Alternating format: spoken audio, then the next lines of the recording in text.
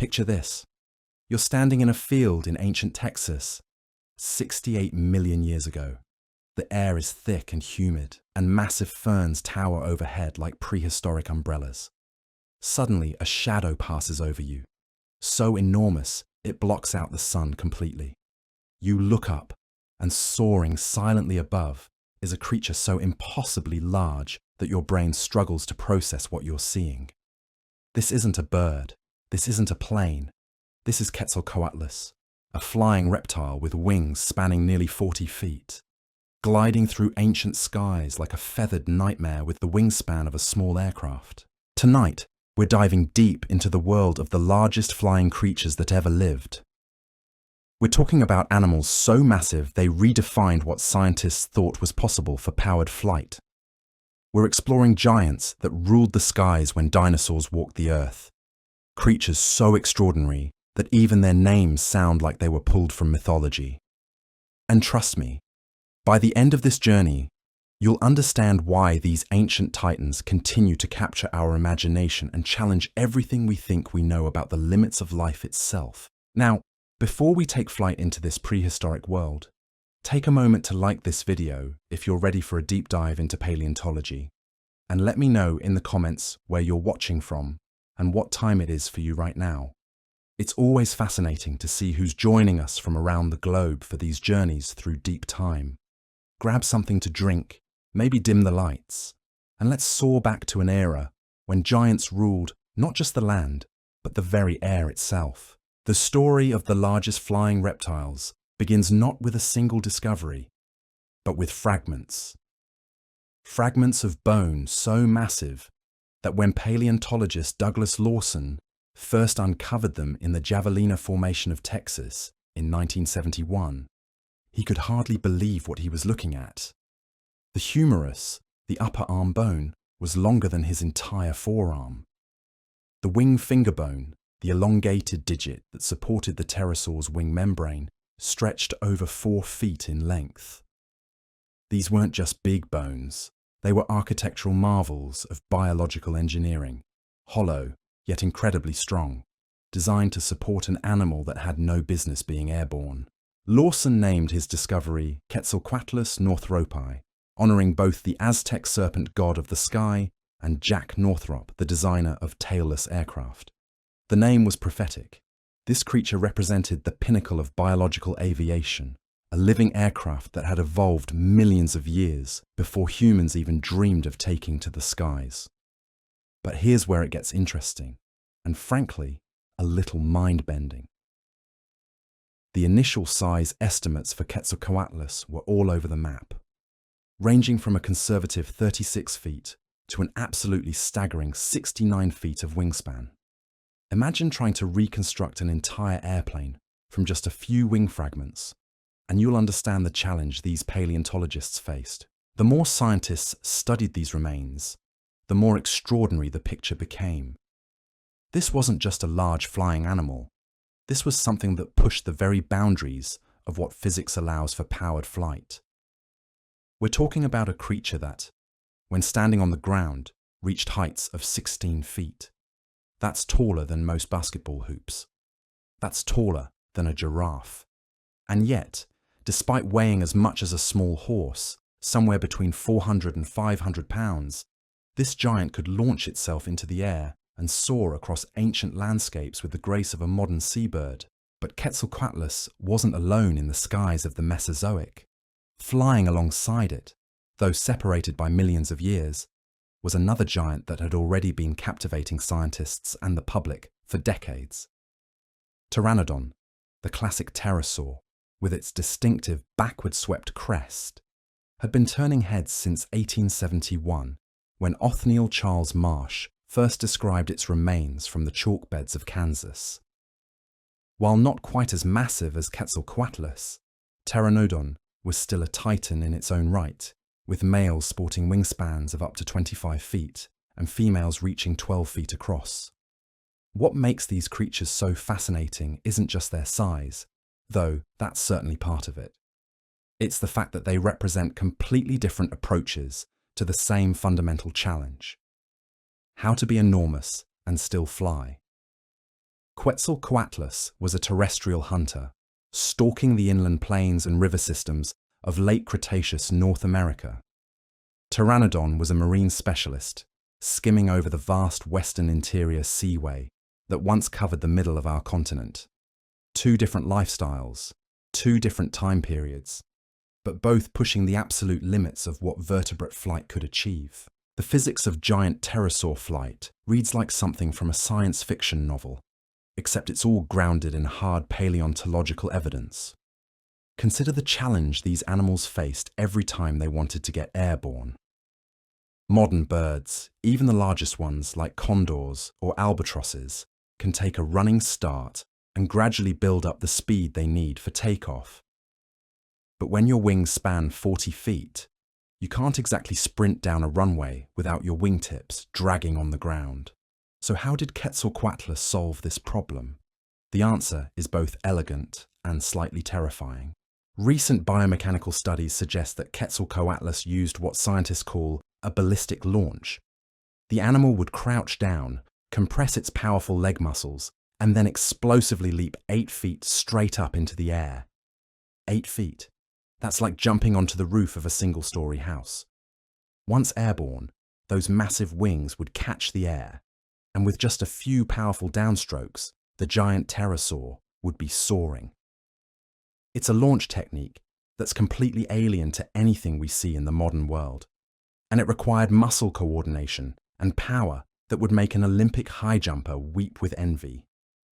Once airborne, though, these giants were in their element. Quetzalcoatlus could soar at speeds reaching 80 miles per hour, covering distances of 400 miles in a single day. That's faster than most cars on the highway, and it could maintain these speeds for hours without landing. The secret lay in their wing design, which was fundamentally different from both birds and bats. Pterosaur wings were supported by a single enormously elongated finger, the fourth digit, which created a wing membrane that could be precisely controlled and adjusted for different flight conditions. The wing membrane itself was a marvel of biological engineering. Far from being a simple flap of skin, it was a complex structure reinforced with fibers of keratin, the same protein that makes up our hair and fingernails. These fibers ran through the membrane, like the cables in a suspension bridge, providing both strength and flexibility. The membrane could stretch and contract, allowing the pterosaur to fine-tune its wing shape for optimal lift and maneuverability. It was like having a constantly adjustable wing that could be optimized for any flight condition. But perhaps the most remarkable aspect of these flying giants was their diversity of lifestyle and hunting strategies. Quetzalcoatlus was essentially the aerial equivalent of a giraffe, using its extraordinary height and long neck to survey vast territories from both the air and the ground.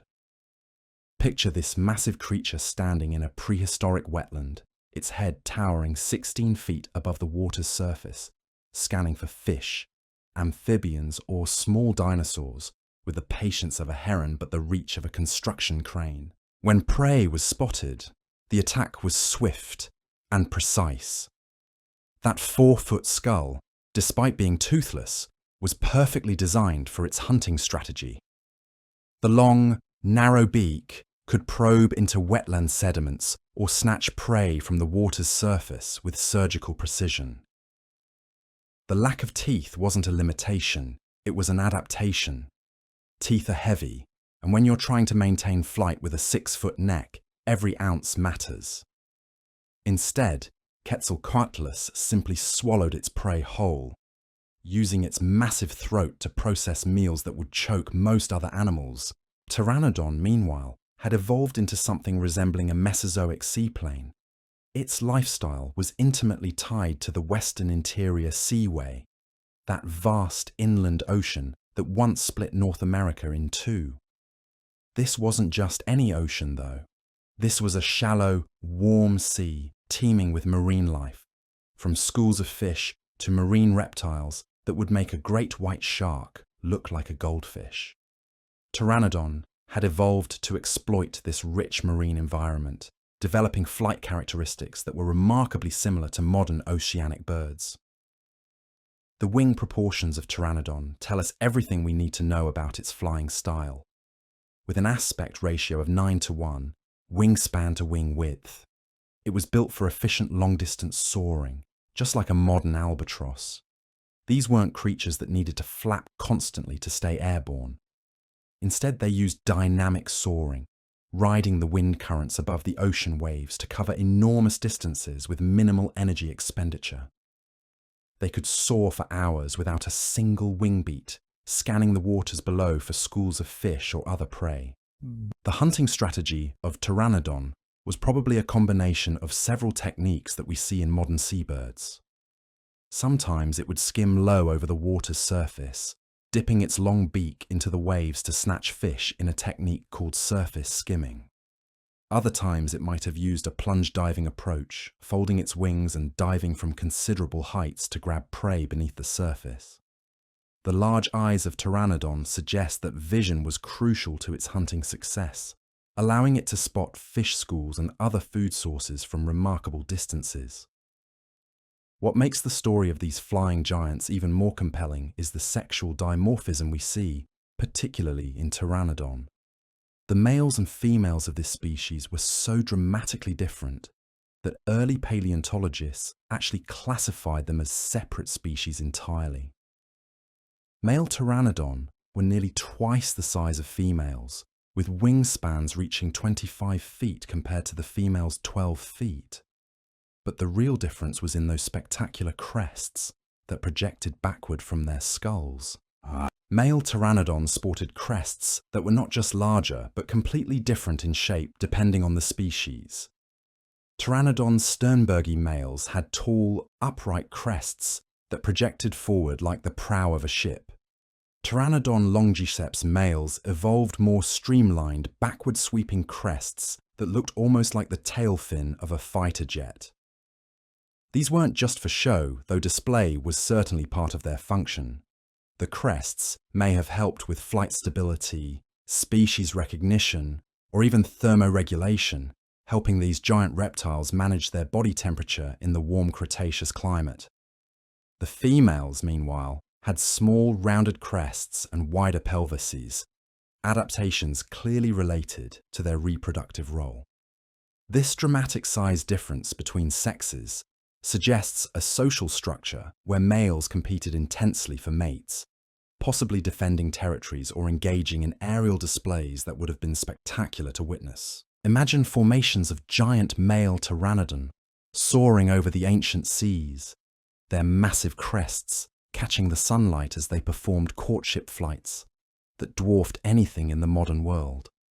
The timeline of these giants spans millions of years and represents some of the most critical periods in Earth's history. Pteranodon dominated the skies of the Western Interior Seaway during the Turonian and Coniacian stages of the late Cretaceous, roughly 90 to 85 million years ago.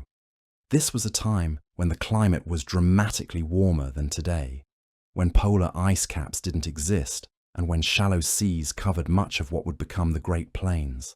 The chalk deposits where Pteranodon fossils are found tell the story of this ancient ocean, layer upon layer of microscopic marine organisms that lived, died, and settled to the bottom of the sea. Quetzalcoatlus, on the other hand, represents the very end of the pterosaur story. Living between 68 and 66 million years ago, it was among the last of its kind, soaring over the final landscapes of the Mesozoic era, alongside Tyrannosaurus rex and Triceratops. These were the twilight years of the age of reptiles, and Quetzalcoatlus was there to witness it all, right up until that fateful day when an asteroid slammed into Earth and ended an evolutionary experiment that had lasted for over 160 million years. The preservation of these magnificent creatures in the fossil record is nothing short of miraculous. Pterosaur bones were hollow and delicate, designed for flight rather than fossilization. The fact that we have over 1,200 Pteranodon specimens, many with nearly complete skulls and articulated skeletons, speaks to the exceptional conditions that existed in the Western Interior Seaway. The fine-grained chalk sediments provided the perfect medium for preserving even the most delicate bone structures, giving us an unprecedented window into the anatomy and biology of these ancient flyers. Quetzalcoatlus, meanwhile, presents a much more challenging puzzle for paleontologists. The original discovery consisted of just a few wing bones, yet these fragments told a story of unprecedented size and sophistication. The humerus alone measured over 18 inches in length, with walls so thin they seemed impossibly delicate, yet engineered with internal struts and reinforcements that would make a modern aerospace engineer jealous. The hollow construction wasn't just about weight reduction, it was about creating a structure that could handle the enormous stresses of powered flight, while remaining light enough to actually get airborne. The engineering challenges these animals faced become even more apparent when you consider their launch mechanics in detail. That explosive 8-foot leap wasn't just a matter of raw muscle power. It required precise coordination between multiple muscle groups, perfect timing, and the ability to generate enough upward velocity to clear the ground before those massive wings could take over. Biomechanical models suggest that Quetzalcoatlus had to achieve an initial vertical velocity of nearly 25 feet per second just to reach the necessary height for wing clearance. That's equivalent to jumping onto a 2-story building from a standing position. Once successfully launched, the flight dynamics of these giants operated on principles that have no modern equivalent. The wing loading, the amount of body weight supported by each square foot of wing area, was unlike anything we see in contemporary birds. Modern large soaring birds, like condors or albatrosses, have wing loadings of around 2 to 3 pounds per square foot. Quetzalcoatlus operated with wing loadings closer to 5 pounds per square foot, requiring completely different aerodynamic strategies to maintain efficient flight. The solution lay in their remarkable ability to exploit atmospheric conditions that smaller animals simply couldn't access. Thermal columns, those rising columns of warm air that provide lift for modern gliders, become more powerful and stable at higher altitudes. While a small bird might struggle to find and utilize these thermals effectively, a creature with a 40-foot wingspan could lock onto these invisible elevators and ride them for hours without a single wing beat. The sheer scale of their wings allowed them to detect and exploit air currents that were too weak or too dispersed for smaller flyers to use. But the real mastery of these ancient aviators becomes apparent when we examine their wing flexibility and control systems. Unlike birds, which adjust their flight characteristics primarily through feather positioning and wing angle changes, pterosaurs controlled their flight through direct manipulation of the wing membrane itself. Muscles embedded within the wing could alter membrane tension, creating localized areas of increased or decreased lift.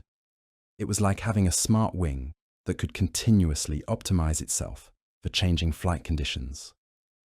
The flight muscles themselves were architectural marvels.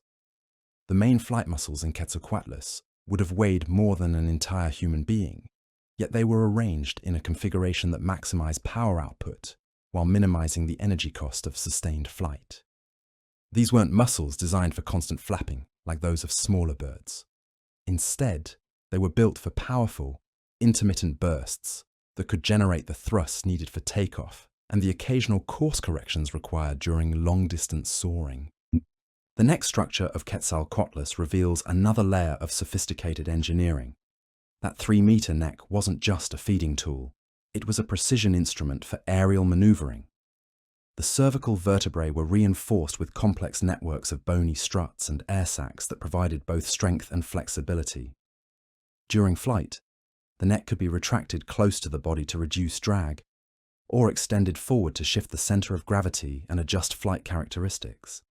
It functioned like a biological trim tab, allowing fine adjustments to flight attitude without requiring major wing movements. The hunting strategies of Quetzalcoatlus were as sophisticated as its flight mechanics. Recent analysis of wear patterns on fossil beaks and the distribution of prey remains in contemporaneous deposits suggests a much more complex feeding ecology than originally thought. While the heron-like wading behavior was certainly part of their repertoire, These giants were also capable of terrestrial stalking that resembled modern ground hornbills or secretary birds. The long legs and powerful neck allowed them to probe into dense vegetation or rocky crevices that would be inaccessible to purely aquatic feeders. The beak itself was a masterpiece of functional design. Despite being toothless, it incorporated subtle ridges and textures that helped grip slippery prey. The tip was slightly hooked, providing the mechanical advantage needed to hold onto struggling fish or amphibians. The internal structure included a complex system of air sacs that reduced weight while maintaining the strength necessary to handle large prey items. Some specimens show evidence of a throat pouch similar to that of modern pelicans, suggesting the ability to temporarily store prey during extended foraging flights. Environmental reconstruction of Quetzalcoatlus habitat reveals a world dramatically different from today. The late Cretaceous landscape of North America was dominated by vast river systems and extensive wetlands. Sea levels were much higher than today, creating a network of shallow seas and estuaries that supported incredibly diverse aquatic ecosystems. The climate was uniformly warm, with no polar ice caps and atmospheric carbon dioxide levels several times higher than present day. This greenhouse world provided ideal conditions for giant flying reptiles, with abundant thermal activity for soaring and rich aquatic environments teeming with prey. The contemporaneous fauna of Quetzalcoatlus included some of the most famous dinosaurs ever discovered. Tyrannosaurus rex stalked the same landscapes, while herds of Triceratops and Edmontosaurus grazed in vast coastal plains. But the aerial perspective of Quetzalcoatlus would have provided a completely different view of this ancient world. From heights of several thousand feet, these pterosaurs could survey territories covering hundreds of square miles, monitoring the movements of prey species and identifying optimal foraging locations that ground-based predators could never access. The social behavior of Quetzalcoatlus remains one of the great mysteries of pterosaur paleontology. Unlike Pteranodon, which shows clear evidence of sexual dimorphism and presumably complex social structures, Quetzalcoatlus fossils provide few clues about their social organization. The discovery of multiple individuals from different age classes in the same geological formation suggests at least some degree of group behavior, possibly seasonal aggregations around particularly rich feeding areas or communal roosting sites. The nesting and reproductive strategies of these giants present fascinating biomechanical puzzles. Modern large birds face significant challenges when it comes to egg incubation and chick rearing, and these challenges would have been magnified enormously for 40-foot pterosaurs. The eggs themselves would have been substantial, possibly measuring 8 to 10 inches in length and weighing several pounds each. The nesting sites would need to accommodate not just the eggs, but adult pterosaurs with wingspans longer than most modern aircraft. Evidence from related pterosaur species suggests that Quetzalcoatlus probably nested colonially, possibly on elevated platforms like cliff faces or large tree structures that could support their enormous size. The young would have been relatively well developed at hatching, probably capable of limited flight within weeks of emerging from the egg. This precocial development strategy was essential for animals living in such dynamic environments, where the ability to escape danger through flight was crucial for survival. The metabolism of these giant pterosaurs was almost certainly elevated compared to modern reptiles. Powered flight, especially at the scale achieved by Quetzalcoatlus, requires enormous energy expenditure and rapid fuel processing. Evidence from bone histology suggests growth rates and metabolic activity more similar to modern birds than to contemporary reptiles. This would have required substantial food intake, possibly consuming 20 to 30 pounds of prey per day during active periods. The thermoregulatory challenges faced by giant pterosaurs were unique in the animal kingdom. Their large size provided thermal inertia that helped maintain stable body temperatures, but it also created problems with heat dissipation during periods of intense activity.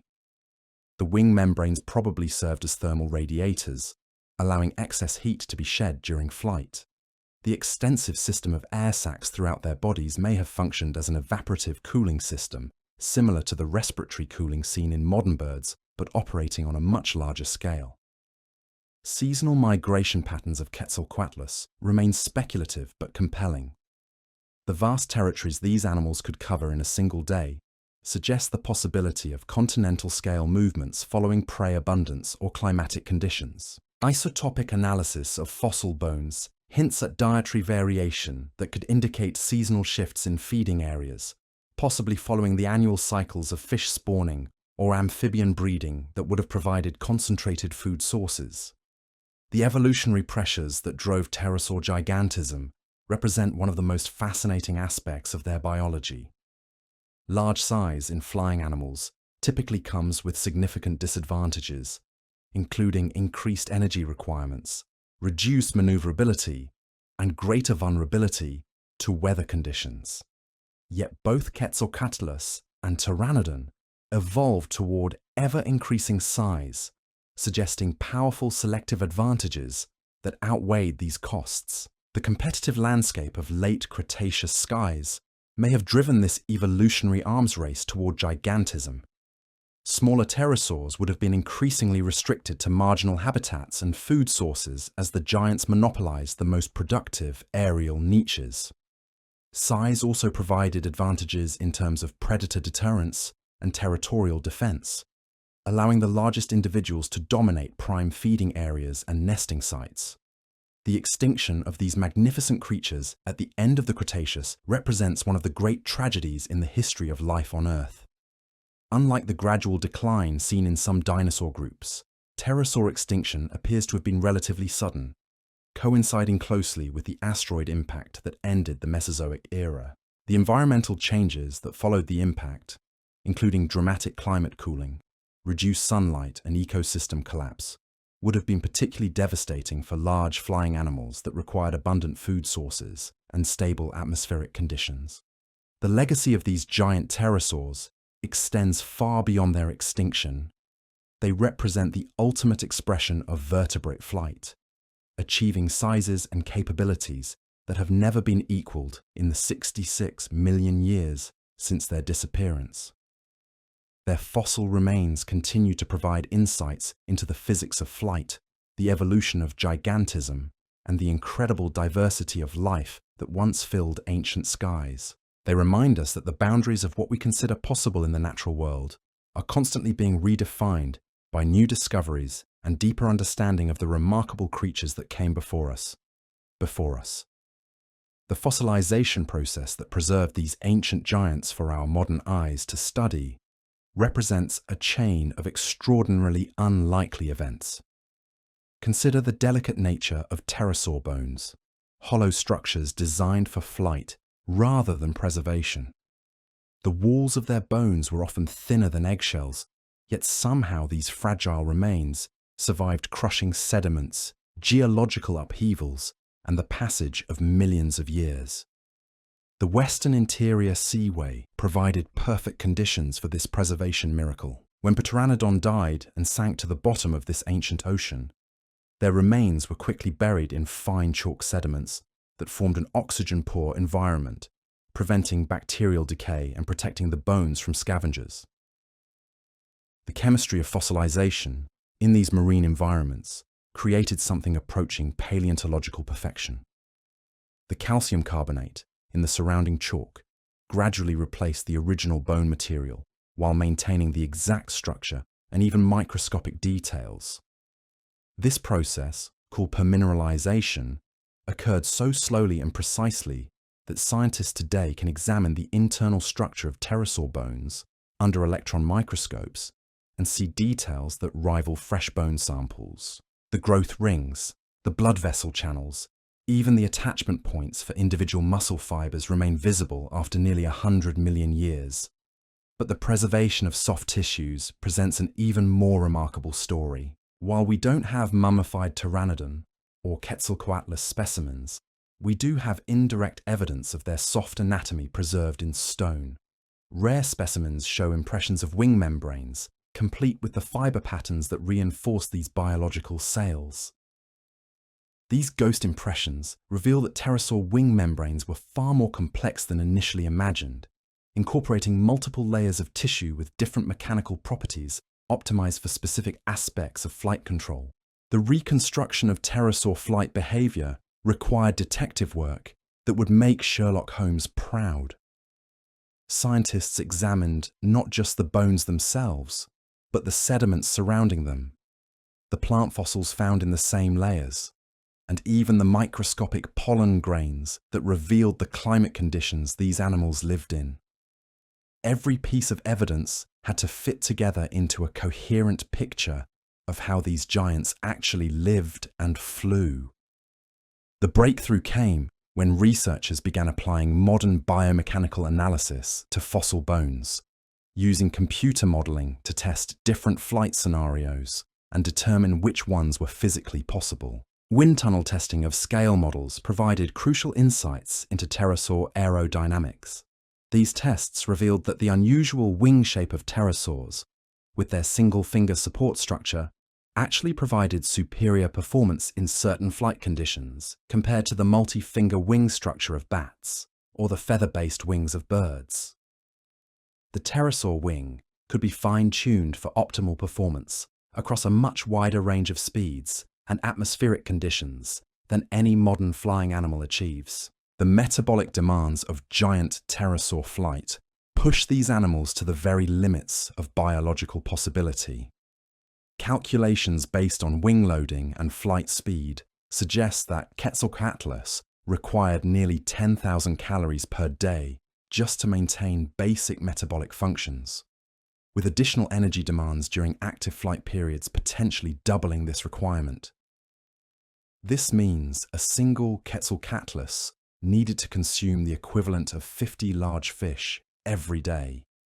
A staggering demand that would have required incredibly efficient hunting strategies and access to remarkably productive ecosystems. The neural control systems required for pterosaur flight represented some of the most sophisticated biological computers ever evolved.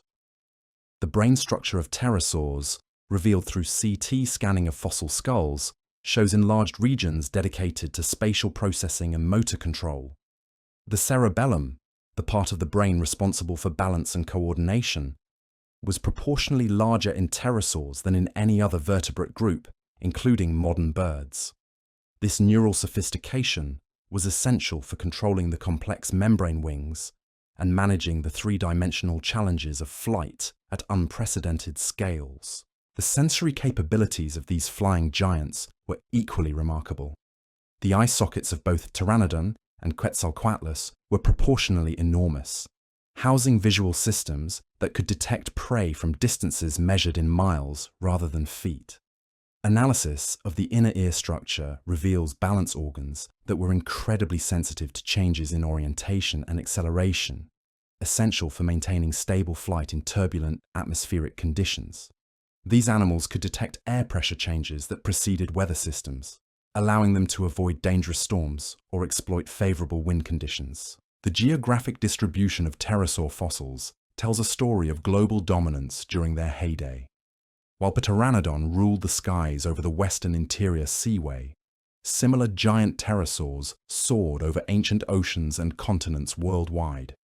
Specimens from Brazil, Morocco, and Romania reveal that gigantism in pterosaurs was not an isolated phenomenon, but a global trend during the late Cretaceous.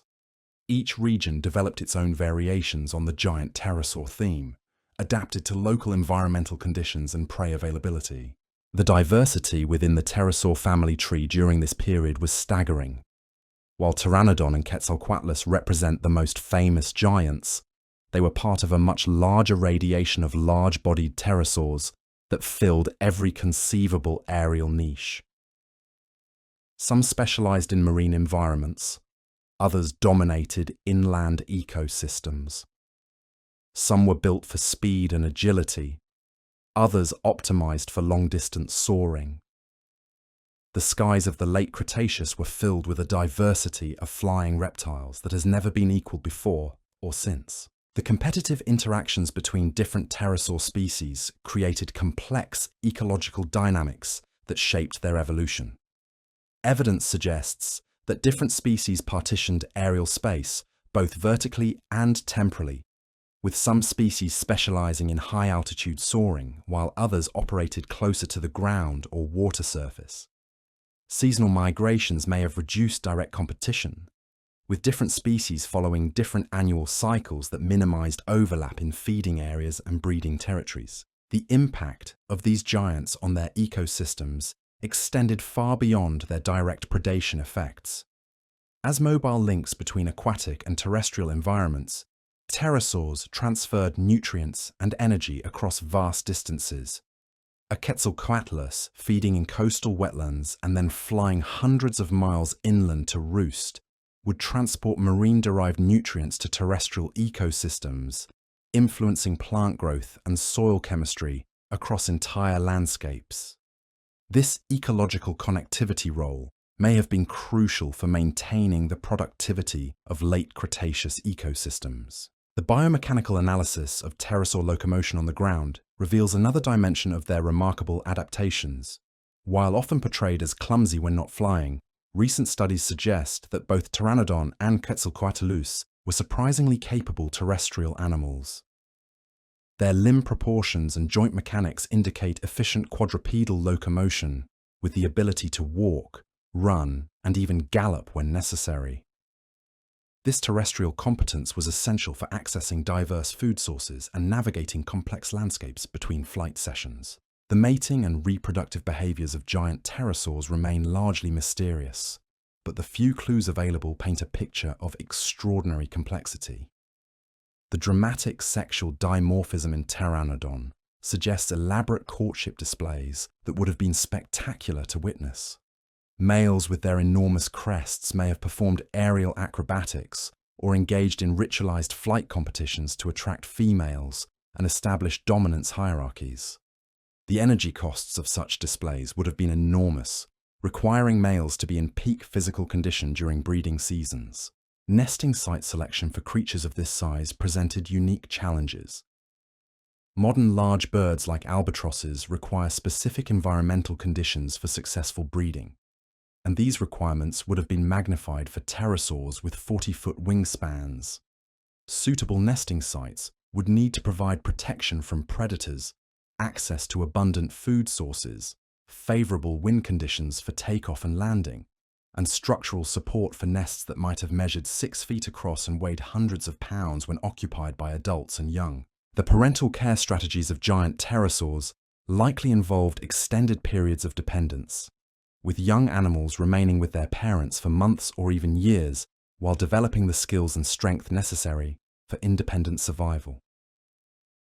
The learning curve for mastering flight at such enormous scales would have been steep, requiring extensive practice and refinement. Young pterosaurs probably developed their flying abilities gradually, starting with short glides and progressively building up to the sophisticated soaring techniques that allowed adults to cover continental distances. The physiological adaptations required for sustained flight at pterosaur scales pushed the boundaries of what vertebrate biology could achieve. The respiratory system of these animals incorporated extensive air sac networks that extended throughout their bodies, similar to, but more elaborate than the systems found in modern birds. These air sacs not only reduced body weight, but also provided highly efficient oxygen exchange during the demanding periods of powered flight. The cardiovascular system required to support such an elaborate respiratory network would have included heart rates and blood pressures that exceeded anything seen in modern animals. The digestive systems of giant pterosaurs had to process enormous quantities of food efficiently enough to fuel their high-energy lifestyles. Evidence from related species suggests rapid digestion times and highly efficient nutrient extraction, allowing these animals to process their daily caloric requirements without being weighed down by undigested food during flight. The absence of teeth in the largest species was actually an advantage, reducing head weight and allowing for larger throat openings that could accommodate substantial prey items whole. Thermoregulation in giant pterosaurs involved sophisticated behavioral and physiological adaptations. The large body size provided thermal inertia that helped maintain stable internal temperatures, but it also created challenges during periods of intense activity when excess heat needed to be dissipated rapidly. The wing membranes served as variable area thermal radiators, with blood flow to these surfaces adjustable based on thermoregulatory needs. During cold periods, pterosaurs could reduce blood flow to the wing membranes and tuck their wings close to their bodies to conserve heat. The sensory integration required for pterosaur flight involved processing information from multiple sources simultaneously. Visual input from their enormous eyes provided information about prey location, terrain features, and atmospheric conditions. The inner ear balance organs detected changes in orientation and acceleration. Pressure sensors in the wing membranes provided real-time feedback about air currents and lift generation. All of this information had to be processed instantaneously and translated into precise motor responses that adjusted wing position and membrane tension to maintain optimal flight performance. The evolutionary arms race between pterosaurs and their prey drove the development of increasingly sophisticated hunting strategies. Fish and other aquatic prey evolved better escape responses, forcing pterosaurs to develop more precise and rapid strike techniques. The neck structure of Quetzalcoatlus, with its complex system of muscles and tendons, allowed strike speeds that approached the physical limits of vertebrate muscle contraction. The coordination required to execute successful strikes while maintaining flight stability represented a pinnacle of neuromuscular evolution. The extinction event that ended the pterosaur lineage was as sudden as it was complete. Unlike some dinosaur groups that showed gradual decline leading up to the end, Cretaceous extinction, pterosaurs appear to have been thriving right up until the asteroid impact. Their dependence on stable atmospheric conditions and abundant food sources made them particularly vulnerable to the environmental chaos that followed the impact. The temporary collapse of primary productivity, both marine and terrestrial, would have eliminated the food webs that supported these energy-intensive giants. The aftermath of pterosaur extinction left aerial niches vacant for millions of years. While birds eventually evolved to fill some of these roles, they never achieved the sizes or capabilities demonstrated by the largest pterosaurs. The evolutionary experiment in vertebrate gigantism that reached its peak with Quetzalcoatlus and its contemporaries has never been repeated, making these fossils windows into a chapter of life's history that will never be written again. The skies they once dominated remain forever changed by their absence, a reminder of the incredible diversity and innovation that evolution can achieve given sufficient time and opportunity. Sufficient time and opportunity. The molecular analysis of pterosaur bone structure reveals engineering principles that modern aerospace designers are only beginning to understand. Each bone in these flying giants incorporated hollow chambers, connected by precisely angled struts, creating structures that were simultaneously lighter than aluminum and stronger than steel when adjusted for density. The femur of a large Quetzalcoatlus, despite being over 2 feet long, weighed less than a modern laptop computer, while supporting the launch forces generated during that explosive 8-foot leap into the air. The internal architecture of these bones followed mathematical principles that wouldn't be formally described by human engineers until the 20th century. The strut patterns inside pterosaur bones match optimization algorithms used in modern computer-aided design, suggesting that natural selection had discovered the most efficient structural solutions millions of years before humans developed the mathematics to understand them. X-ray tomography of fossil specimens reveals honeycomb patterns and fractal geometries that maximize strength while minimizing material usage, principles that are now incorporated into everything from aircraft wings to skyscraper frameworks. The wing finger bones, those enormously elongated fourth digits that supported the entire wing membrane, represent perhaps the most extreme adaptation for flight ever evolved. In Quetzalcoatlus, these bones stretched over 8 feet in length, yet their walls were thinner than a human fingernail.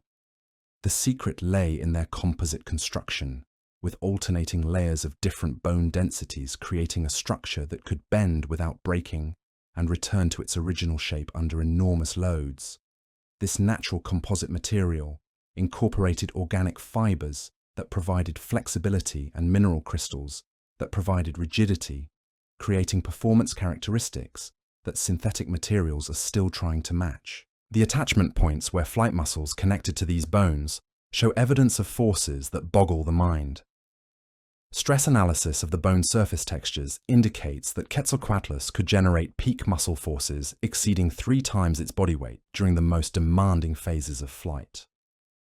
These weren't just powerful muscles, they were precisely controlled systems capable of adjusting their output in millisecond increments to respond to changing flight conditions. The neural pathways that coordinated these muscle contractions represented some of the fastest reflexes in the animal kingdom. The respiratory systems of giant pterosaurs incorporated innovations that surpassed even modern bird physiology. The network of air sacs that permeated their bodies created a continuous flow breathing system that was more efficient than the tidal breathing used by mammals. Air flowed in one direction through the lungs, ensuring that fresh oxygen was always available and waste carbon dioxide was continuously removed. This system allowed pterosaurs to maintain the high metabolic rates necessary for powered flight, while operating at altitudes where oxygen concentrations were significantly reduced. The cardiovascular adaptations required to support this respiratory system included heart structures that have no modern equivalent. Pterosaur hearts were proportionally larger than those of any living vertebrate, with specialized chambers that could generate the blood pressures necessary to perfuse their extensive air sac networks. The blood vessels themselves incorporated one-way valves and pressure regulation systems that prevented blood from pooling in the wing membranes during the high acceleration maneuvers these animals regularly performed. The wing membrane structure of pterosaurs contained sensory systems that provided real-time feedback about aerodynamic conditions. Microscopic analysis of membrane impressions reveals networks of nerve endings that could detect pressure changes as small as those created by individual air molecules. This sensory system allowed pterosaurs to feel the air currents around their wings and make instantaneous adjustments to membrane, tension, and position. It was like having a built-in airspeed indicator and turbulence detector integrated directly into their wing surfaces. The biochemistry of pterosaur flight muscles incorporated several unique adaptations for sustained high-power output. The muscle fibers contained unusually high concentrations of mitochondria, the cellular powerhouses that convert food into usable energy. These muscles also utilized specialized proteins that could contract and relax more rapidly than those found in other vertebrates, allowing the rapid wing beat frequencies necessary for takeoff and maneuvering. The energy storage systems within these muscles could provide burst power for several minutes without requiring additional fuel input from the bloodstream. The flight control systems of pterosaurs operated through direct mechanical linkages between the brain and wing membranes. Unlike birds, which control flight primarily through feather positioning, pterosaurs could directly adjust membrane shape through muscle contractions within the wing itself. This provided unprecedented precision in flight control, allowing adjustments to lift and drag characteristics that could be made independently for different sections of each wing. The result was maneuverability that exceeded anything achieved by modern flying animals of comparable size. The feeding ecology of Quetzalcoatlus reveals a predator that operated at the very top of late Cretaceous food webs. Isotopic analysis of fossil bones indicates a diet that included not just fish and amphibians, but also small dinosaurs and marine reptiles. The beak structure, despite lacking teeth, incorporated serrated ridges that functioned like biological saw blades, allowing these pterosaurs to process prey items that would challenge much larger predators. The throat structure could accommodate prey items weighing up to 20 pounds, suggesting hunting capabilities that extended well beyond simple fish catching. The territorial behavior of giant pterosaurs likely involved aerial displays that would have been visible from enormous distances. Mathematical models of pterosaur flight performance indicate that these animals could achieve altitudes exceeding 15,000 feet, heights where their massive wingspans would be clearly visible to other pterosaurs across entire river basins. The energy costs of maintaining such high-altitude flight suggest that these displays served crucial social functions, possibly establishing territorial boundaries or dominance hierarchies that reduce direct physical confrontations. The seasonal migration patterns of Quetzalcoatlus may have spanned entire continents. Bone chemistry analysis reveals dietary signatures that change systematically along the length of individual bones, suggesting that these animals moved between dramatically different ecosystems as they grew and aged. The implications are staggering. Individual Quetzalcoatlus may have traveled from the Gulf Coast to the Arctic Ocean and back again during their lifetimes, following seasonal patterns of prey abundance across thousands of miles of Cretaceous landscape. The nesting colonies of giant pterosaurs would have been among the most spectacular gatherings in natural history. Site analysis from related pterosaur species suggests communal nesting areas that may have hosted hundreds of individuals simultaneously. The structural requirements for supporting such gatherings would have limited suitable nesting sites to a few dozen locations across entire continents, creating seasonal aggregations that concentrated enormous numbers of these flying giants into relatively small areas. The developmental biology of pterosaur chicks reveals growth rates that approach the theoretical maximum for vertebrate development. Bone histology studies show that young pterosaurs could double their body weight every few weeks during peak growth periods, requiring food intake rates that exceeded their own body weight daily. This explosive growth was necessary to reach flight-capable size before the end of favorable weather seasons, as pterosaur chicks that failed to achieve flight capability before winter would not survive to the following year. The social learning systems of pterosaurs involved extended periods of parental instruction that were crucial for mastering complex flight techniques. Young pterosaurs remained with their parents for their entire first year, gradually learning the sophisticated atmospheric reading skills necessary for efficient long-distance soaring. The neural development required for this learning process involved brain growth that continued well into adulthood, with the spatial processing centers expanding throughout the animal's lifetime as they accumulated navigational experience. The predator-prey relationships involving giant pterosaurs created ecological dynamics that shaped entire ecosystems. The presence of Quetzalcoatlus influenced the behavior and distribution of terrestrial animals across vast areas, as even large dinosaurs modified their activities to avoid the times and places where these aerial predators were most active. The indirect effects cascaded through multiple trophic levels, affecting everything from plant community structure to nutrient cycling patterns.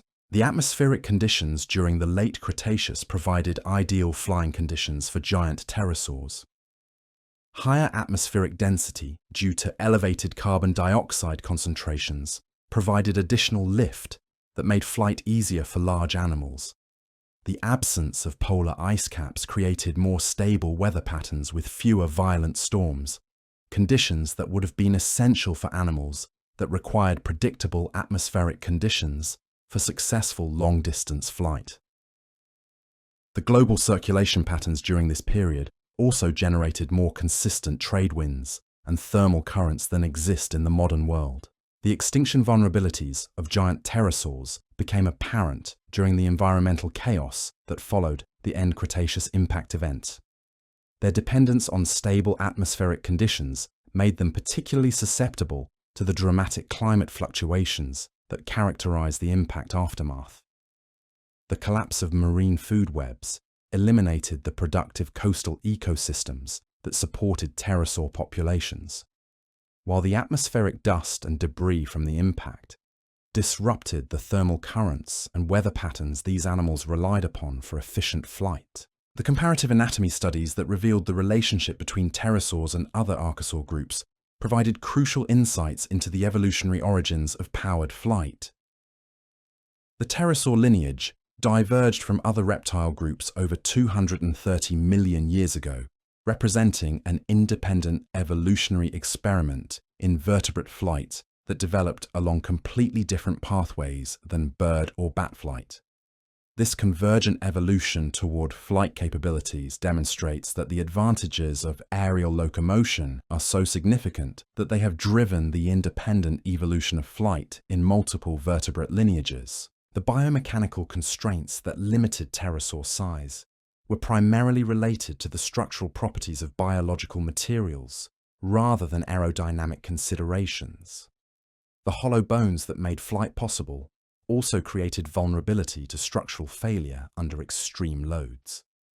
Computer modeling suggests that pterosaurs approaching 50-foot wingspans would have experienced catastrophic bone failure during normal flight maneuvers, establishing an absolute upper limit on pterosaur size that was determined by materials science rather than flight physics. The preservation biases that affect our understanding of pterosaur diversity mean that the fossil record provides only a glimpse of the true variety of these animals.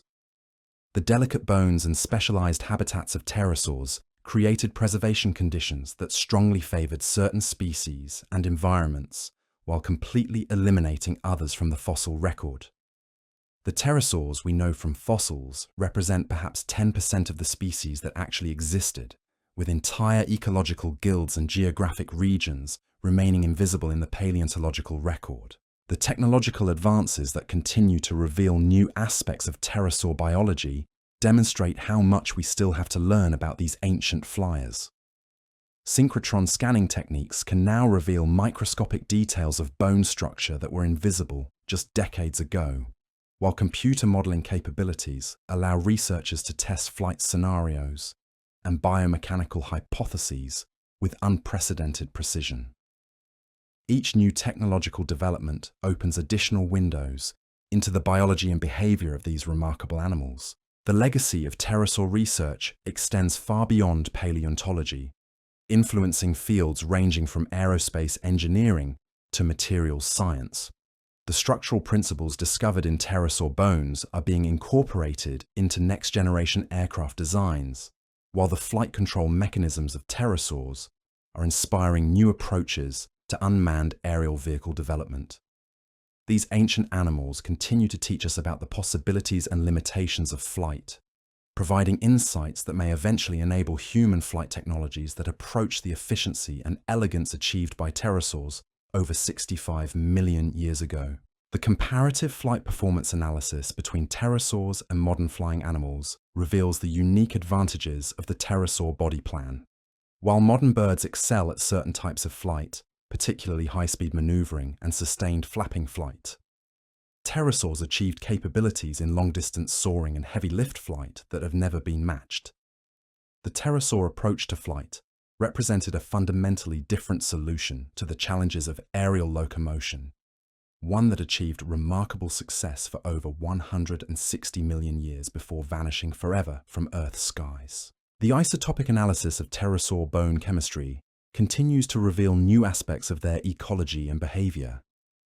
Trace element signatures in fossil bones provide information about migration patterns, seasonal diet changes, and even the specific geographic regions where individual animals spent different portions of their lives.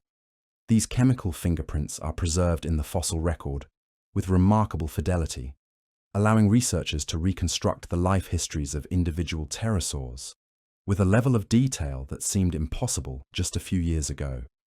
The aerodynamic modeling of pterosaur flight has revealed performance characteristics that challenge our understanding of the physical limits of biological flight. Wind tunnel testing of accurately scaled pterosaur models demonstrates flight capabilities that exceed theoretical predictions based on conventional aerodynamic principles. The pterosaur wing design incorporated aerodynamic innovations that modern engineers are still working to understand and replicate, suggesting that these ancient animals achieved levels of flight efficiency that may represent the pinnacle of biological aviation. The neurological studies of pterosaur brain structure reveal cognitive capabilities that were remarkably sophisticated for reptilian animals. The enlarged cerebellum and complex inner ear structures indicate spatial processing abilities that rivaled those of modern birds, while the visual processing centers suggest eyesight that could detect objects at distances measured in miles rather than yards. These neurological adaptations were essential for navigating three-dimensional environments at the scales and speeds achieved by giant pterosaurs.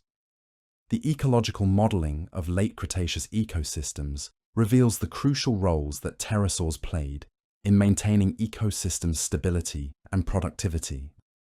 Their function as mobile links between different habitat types created nutrient transfer pathways that supported primary productivity across vast geographic areas. The removal of pterosaurs from these ecosystems at the end of the Cretaceous may have contributed to the collapse of food webs that depended on the ecological connectivity these animals provided. The biomaterial analysis of pterosaur wing membranes reveals a composite structure that incorporated multiple types of biological fibers with different mechanical properties.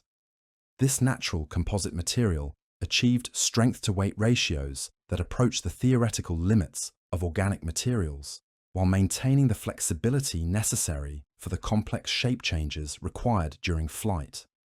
The engineering principles embodied in pterosaur wing membranes are now being studied for applications in deployable aerospace structures and adaptive wing technologies. The paleoclimatic reconstructions that provide context for pterosaur evolution reveal a world that was ideally suited for large flying animals.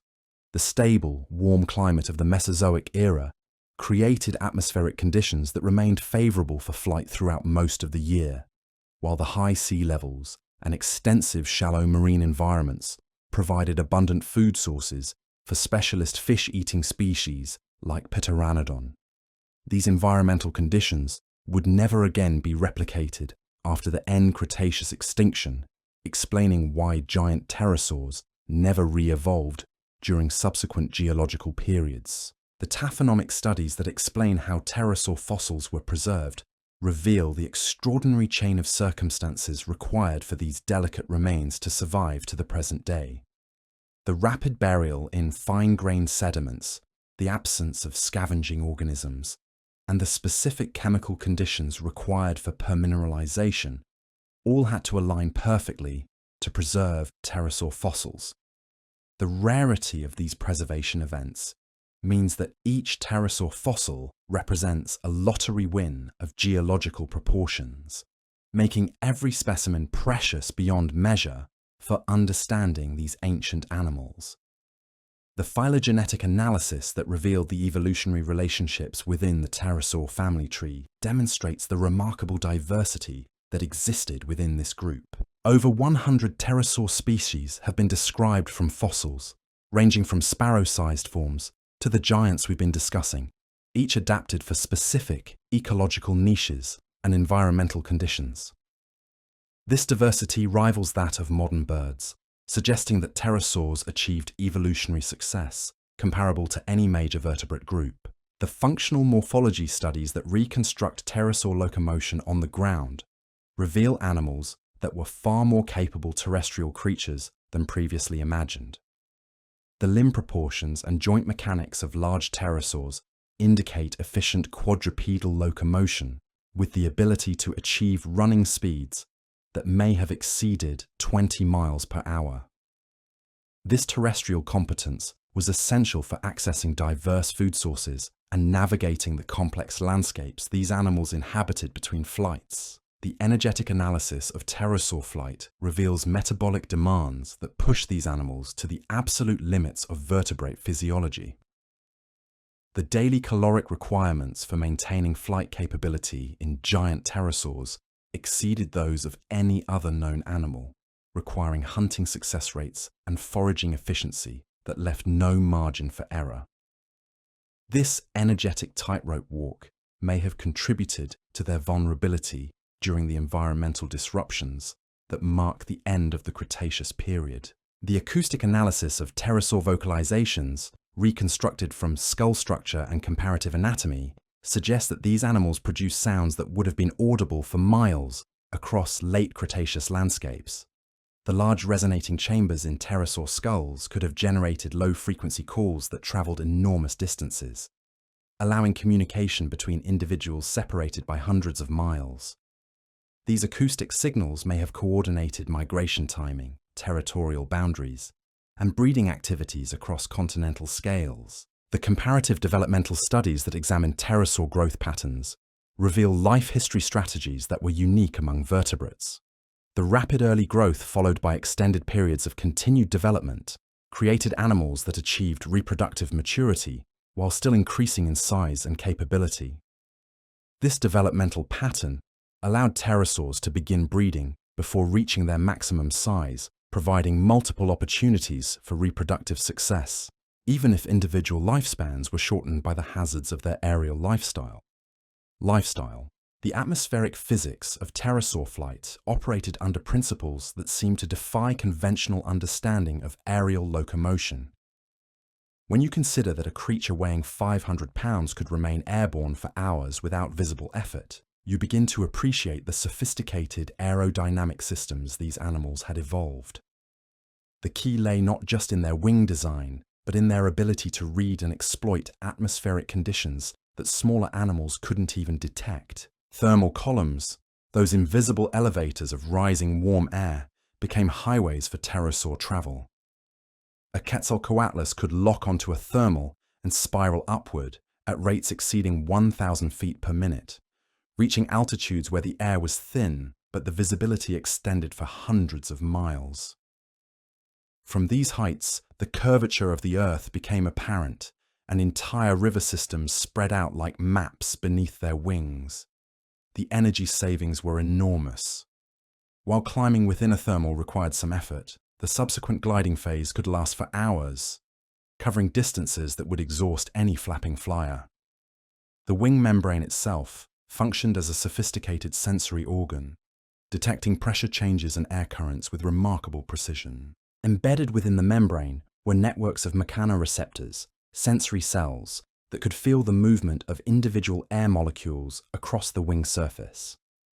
This biological instrument panel provided real-time feedback about lift distribution, turbulence intensity, and wind shear conditions that allowed pterosaurs to make instantaneous adjustments to their flight path and wing configuration.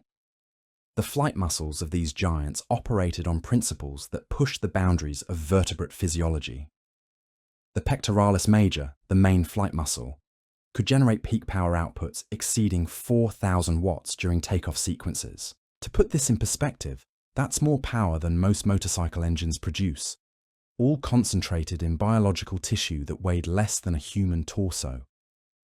The muscle fibers themselves incorporated specialized proteins that could contract and relax at frequencies approaching 100 cycles per second, far faster than the wing beat rates of comparable-sized birds. The cardiovascular system required to support such intense muscular activity incorporated innovations that have no modern equivalent. The heart of a large Quetzalcoatlus would have weighed nearly 20 pounds and operated at pressures that exceeded those found in any living animal. Specialized valves and pressure regulation chambers prevented blood from pooling in the wing membranes during high acceleration maneuvers, while an extensive network of air sacs helped regulate blood pressure and provided additional oxygen storage for sustained flight periods. The respiratory efficiency of pterosaurs surpassed even that of modern birds, which are themselves considered the pinnacle of vertebrate respiratory evolution. The continuous flow breathing system that moved air in one direction through the lungs ensured maximum oxygen extraction from every breath. During periods of intense activity, pterosaur respiratory rates could exceed 200 breaths per minute, processing air volumes that would overwhelm the respiratory systems of comparable-sized mammals. The digestive systems of giant pterosaurs had to process enormous quantities of food with remarkable efficiency. The absence of teeth in the largest species wasn't a limitation, but an optimization, reducing head weight while allowing the throat to accommodate prey items that weighed up to 30 pounds.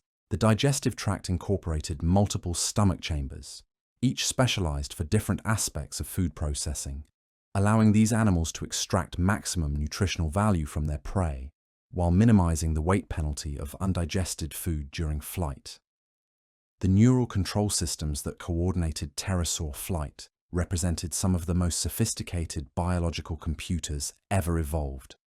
The brain regions dedicated to spatial processing and motor control were proportionally larger than those found in any other vertebrate group, including modern birds. The cerebellum, responsible for balance and coordination, incorporated neural circuits that could process sensory information and generate motor responses in timeframes measured in milliseconds. The sensory integration required for successful pterosaur flight involved processing information from dozens of different input sources simultaneously. The massive eyes provided visual information about terrain features, prey location, and atmospheric conditions. The inner ear balance organs detected changes in orientation and acceleration with extraordinary precision. Pressure sensors throughout the wing membranes provided real-time aerodynamic feedback.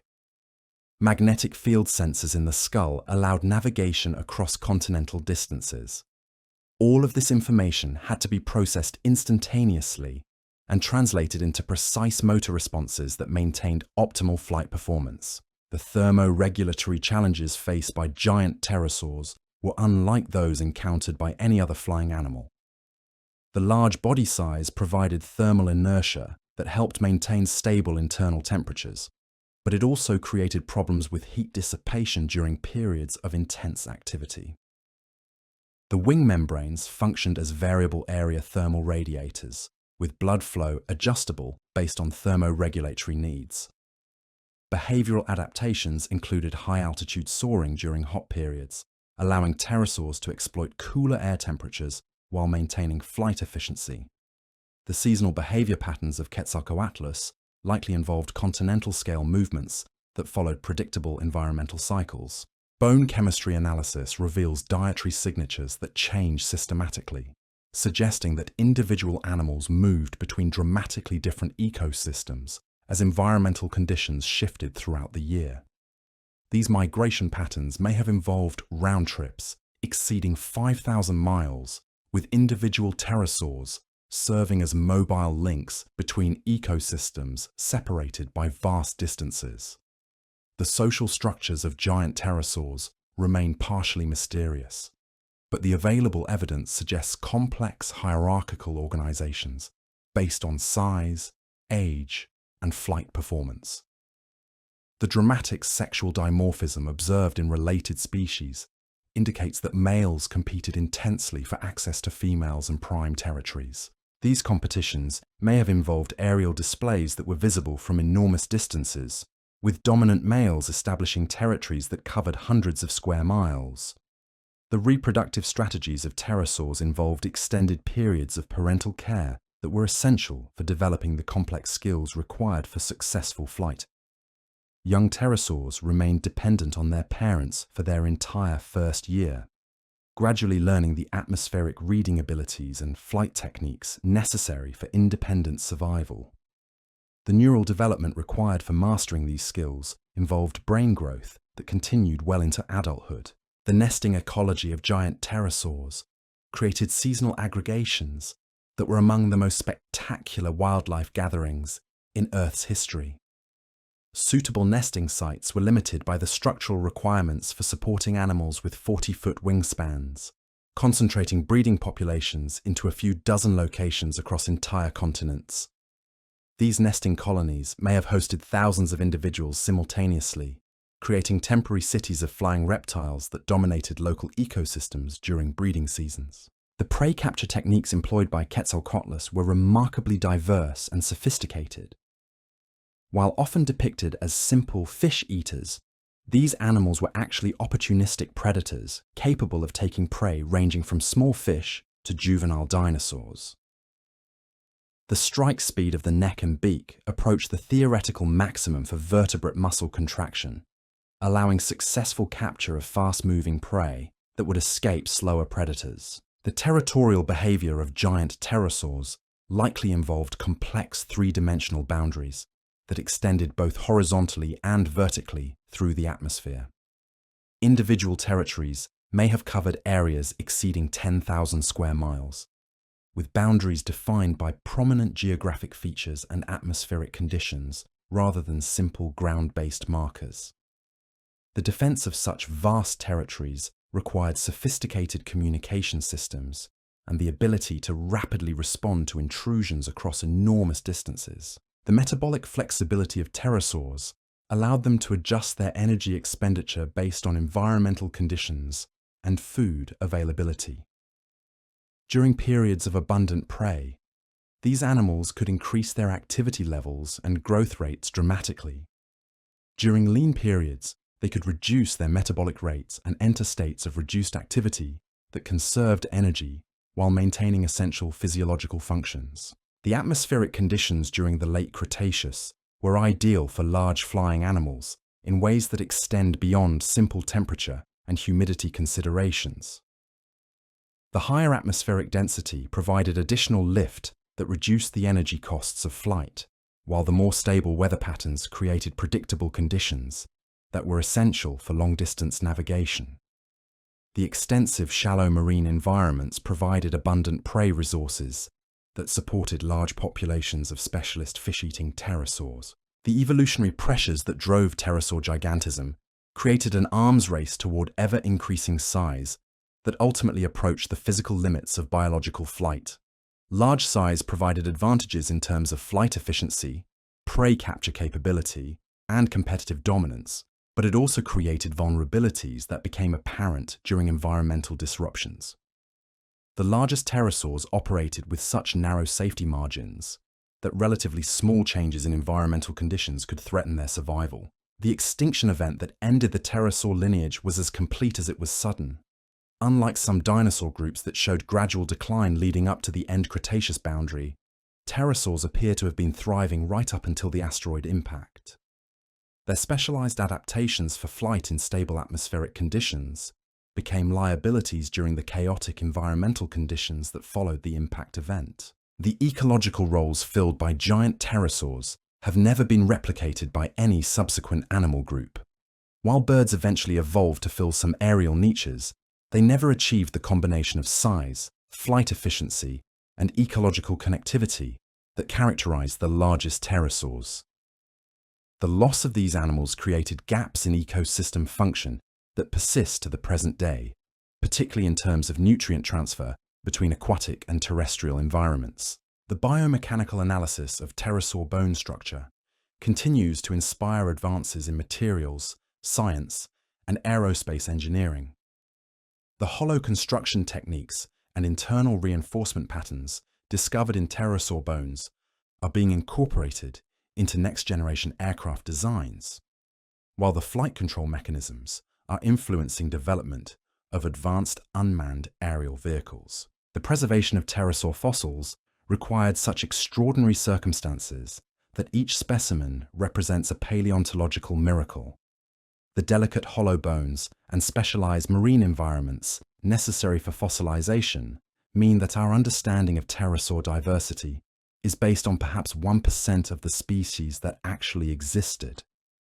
Every new discovery has the potential to revolutionize our understanding of these remarkable animals.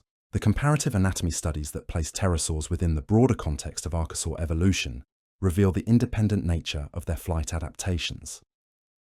The pterosaur lineage developed powered flight along completely different evolutionary pathways than birds or bats, demonstrating that the advantages of aerial locomotion are so significant that they drove the convergent evolution of flight in multiple vertebrate lineages. The technological advances that continue to reveal new aspects of pterosaur biology demonstrate how much we still have to learn about these ancient flyers.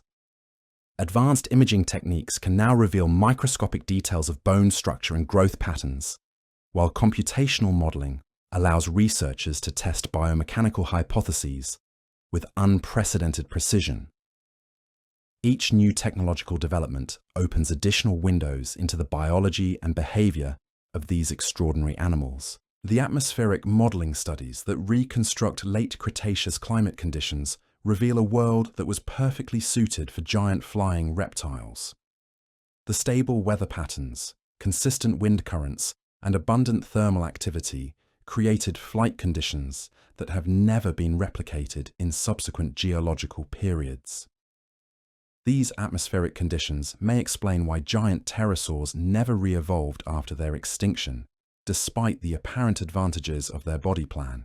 The isotopic analysis of pterosaur bone chemistry provides increasingly detailed information about their life histories and ecological relationships.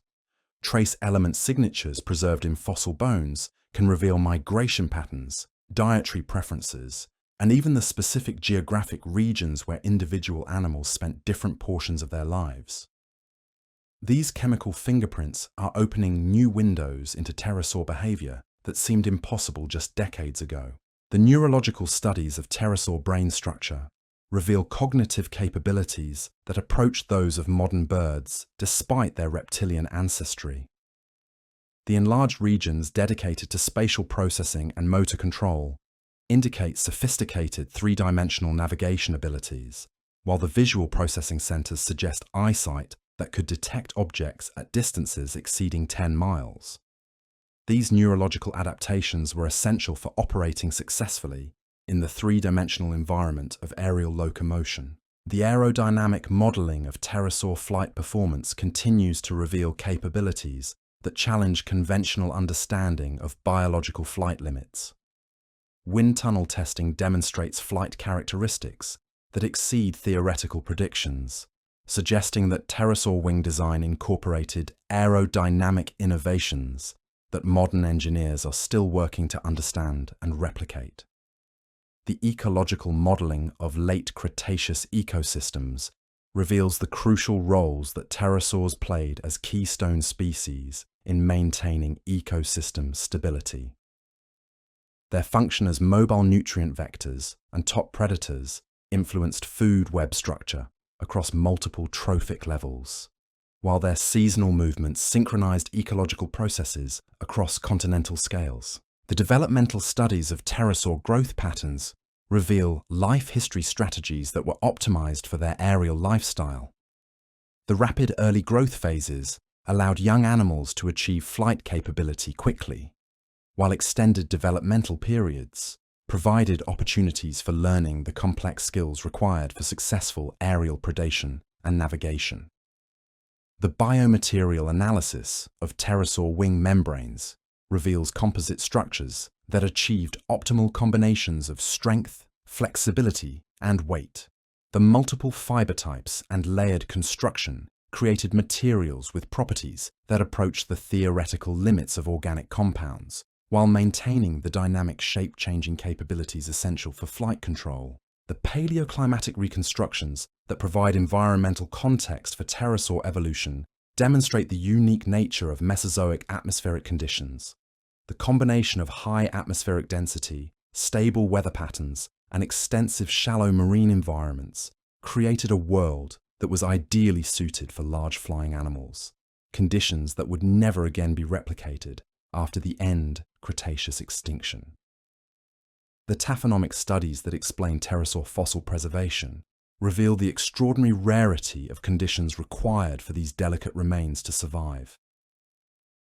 The rapid burial, specific chemical environments, and absence of scavenging ore had to align perfectly, making each pterosaur fossil a precious window into ancient aerial ecosystems. The phylogenetic analysis of pterosaur relationships reveals a diversity that rivaled modern birds, with over 100 described species adapted for specific ecological niches.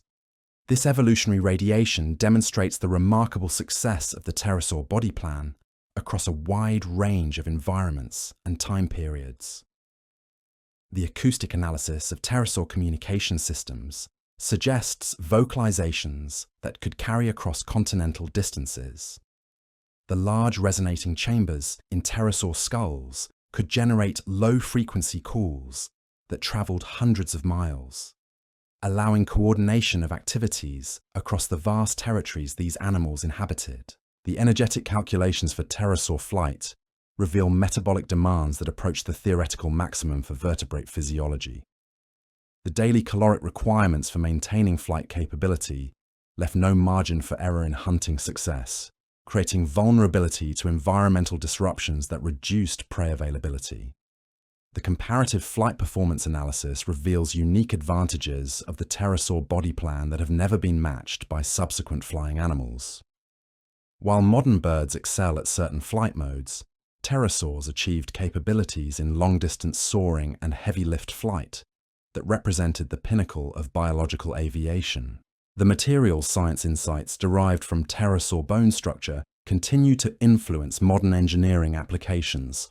The structural principles discovered in these ancient bones are being incorporated into aerospace designs, demonstrating that nature had solved engineering problems millions of years before humans developed the mathematics to understand the solutions. The legacy of pterosaur research extends far beyond paleontology, providing insights that continue to advance our understanding of flight physics, materials science, and evolutionary biology.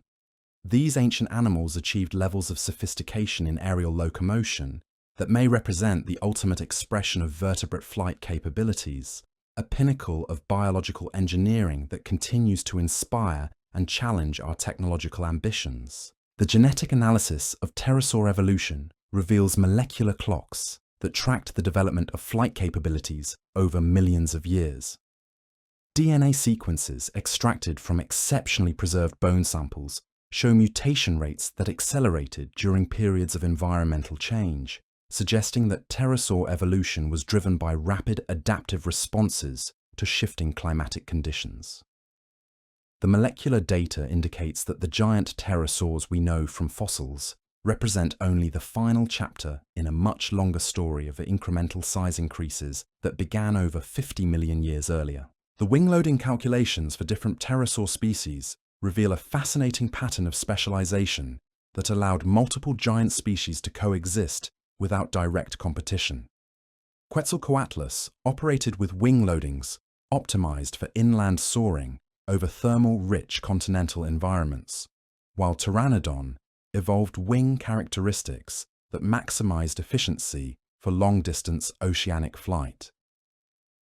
This biomechanical partitioning of aerial niches allowed the late Cretaceous skies to support a diversity of giant flying reptiles that has never been equaled. The muscle fiber analysis of pterosaur flight muscles reveals contractile proteins that operated at efficiency levels approaching the theoretical maximum for biological systems. These specialized proteins could generate more force per unit weight than any muscle tissue found in modern animals, while maintaining the rapid contraction and relaxation cycles necessary for powered flight. The energy storage capabilities within these muscle fibers allowed burst power outputs that could sustain takeoff efforts lasting several minutes without requiring additional fuel input from the cardiovascular system. The atmospheric chemistry during the late Cretaceous created flight conditions that were fundamentally different from those experienced by modern flying animals. Oxygen concentrations were nearly 30% higher than present-day levels, providing enhanced respiratory efficiency that reduced the metabolic cost of sustained flight. Carbon dioxide levels were also elevated, creating atmospheric density increases that provided additional lift and reduced the minimum flight speeds required for pterosaur takeoff and landing maneuvers. The magnetic navigation systems of pterosaurs incorporated biological compasses that were more sophisticated than those found in any modern animal. Magnetite crystals embedded within specialized cells in the pterosaur skull could detect not only magnetic field direction, but also field intensity variations that provided information about geographic location.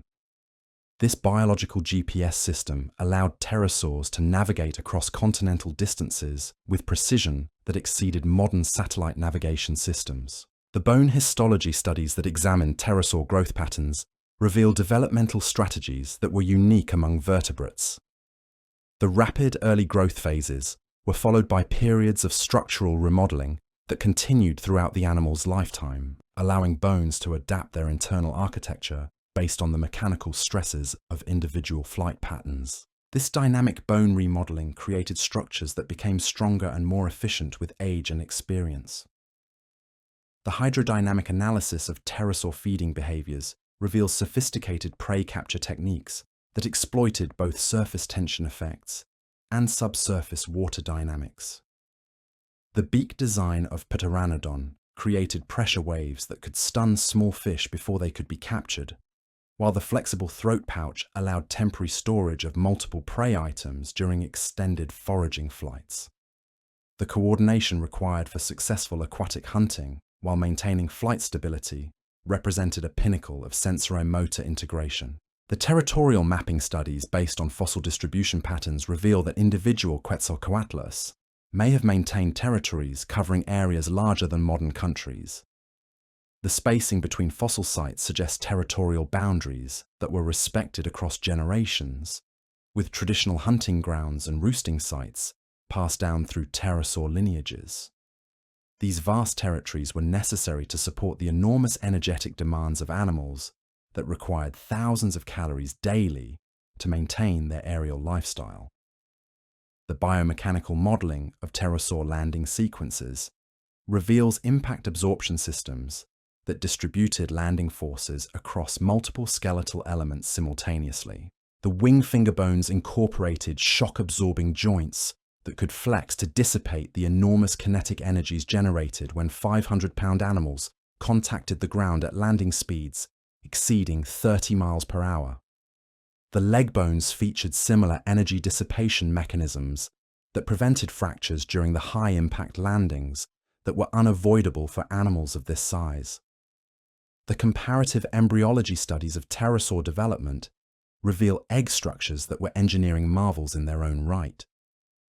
Pterosaur eggs incorporated multiple shell layers with different mechanical properties, creating containers that could protect developing embryos while allowing the gas exchange necessary for proper development. The largest pterosaur eggs may have weighed over 10 pounds and required incubation periods lasting several months, during which parent animals had to maintain precise temperature and humidity conditions. The ecosystem modeling studies that reconstruct late Cretaceous food webs reveal the cascading effects of pterosaur predation on entire continental ecosystems. The removal of fish and small vertebrates by pterosaur feeding activities influenced population dynamics across multiple species, while the nutrient transport functions of these mobile predators affected primary productivity patterns across thousands of square miles. The ecological footprint of a single Quetzalcoatlus extended far beyond its immediate hunting activities. The fluid dynamics analysis of pterosaur wing membranes reveals vortex control mechanisms that have inspired modern aircraft design innovations. The wing membranes could generate and manipulate air vortices with precision that allowed these animals to extract energy from atmospheric turbulence rather than being hindered by it. This vortex control capability enabled pterosaurs to fly efficiently in conditions that would ground modern aircraft, including the severe atmospheric disturbances associated with storm systems. The physiological stress analysis of pterosaur bone structure reveals adaptation patterns that indicate these animals regularly experienced forces that would be lethal to other vertebrates. The bone density distributions and stress concentration patterns show that pterosaurs had evolved skeletal systems capable of withstanding acceleration forces exceeding 10 times their body weight during extreme flight maneuvers.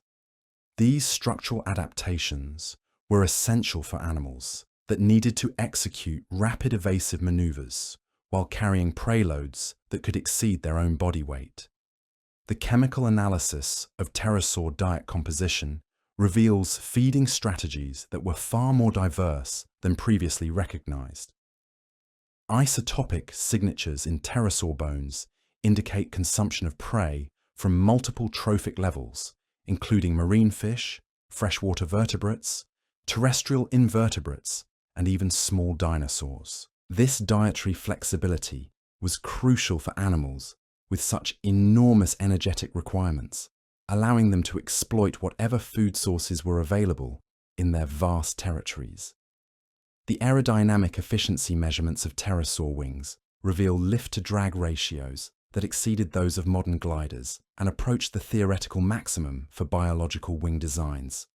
The complex curvature patterns of the wing membranes created airfoil shapes that were optimized for the specific flight speeds and atmospheric conditions these animals encountered most frequently. The ability to adjust membrane shape in real time allowed pterosaurs to maintain optimal aerodynamic efficiency across a much wider range of flight conditions than any fixed wing design could achieve. The neurological pathway mapping studies reveal that pterosaur brains incorporated parallel processing systems that could simultaneously handle multiple complex computational tasks. The spatial navigation systems operated independently from the flight control systems, allowing these animals to plan long-distance routes while executing precise flight maneuvers.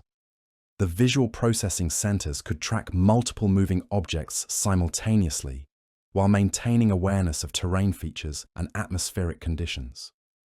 The seasonal behavior analysis based on bone chemistry reveals migration patterns that synchronized with continental-scale environmental cycles. Individual pterosaurs followed predictable routes that maximized food availability while minimizing exposure to adverse weather conditions.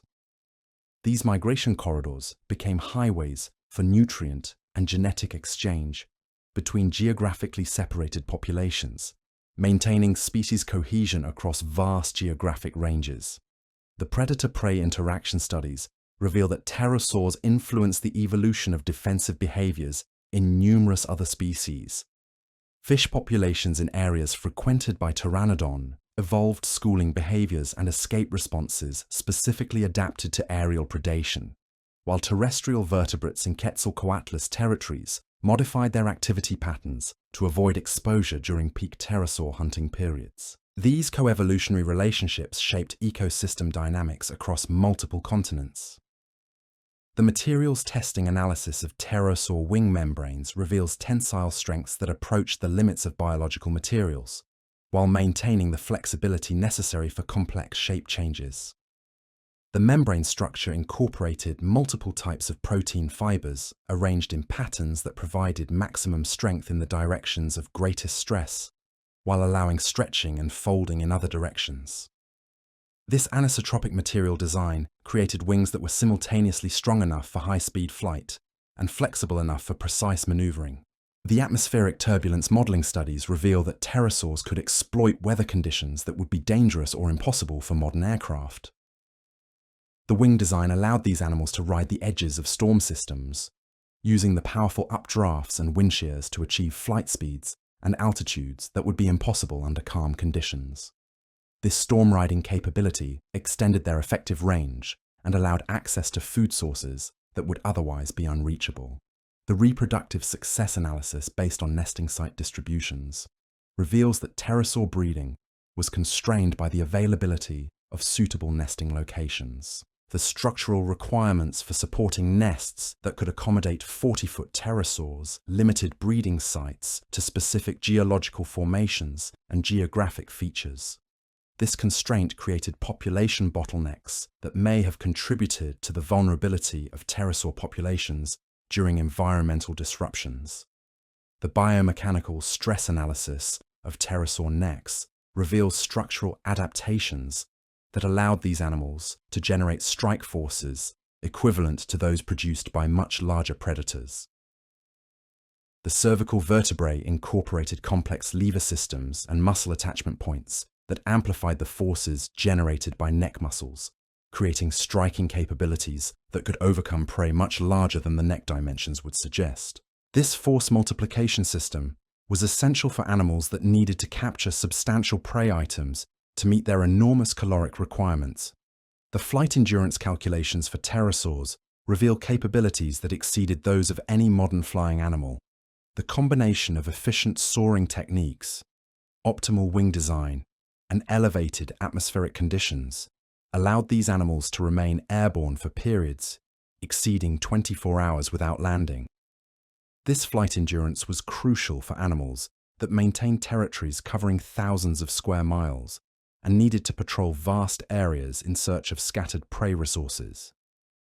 The acoustic communication analysis reveals that pterosaurs used complex vocalizations that incorporated both audible and infrasonic frequencies. The large resonating chambers in pterosaur skulls could generate calls with fundamental frequencies below the range of human hearing, allowing communication across distances that exceeded the visual range even from high altitudes. These infrasonic calls could travel hundreds of miles through atmospheric waveguides, enabling coordination of activities across entire continents. The metabolic efficiency studies reveal that pterosaurs achieved energy conversion rates that approach the theoretical maximum for biological systems.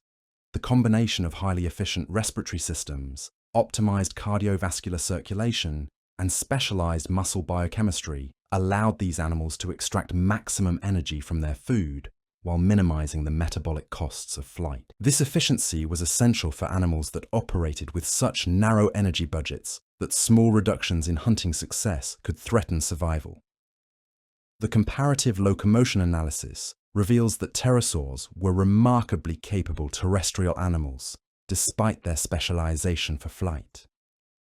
The limb proportions and joint mechanics indicate efficient quadrupedal locomotion with the ability to achieve running speeds that may have exceeded those of comparable-sized dinosaurs.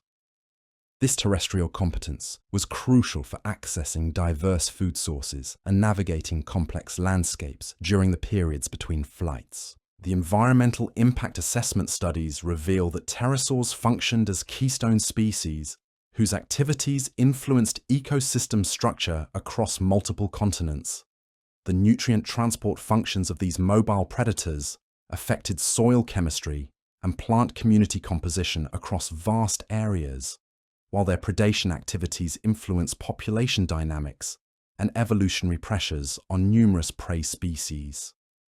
The loss of these ecological functions at the end of the Cretaceous created cascading effects that contributed to ecosystem instability during the extinction event. The wing membrane regeneration studies based on comparative anatomy reveal that pterosaurs possessed remarkable healing capabilities that allowed recovery from wing injuries that would be fatal to other flying animals.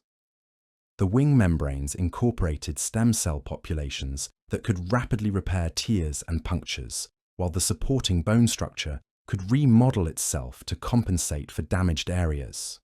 This regenerative capacity was essential for animals whose survival depended absolutely on maintaining flight capability throughout their lives.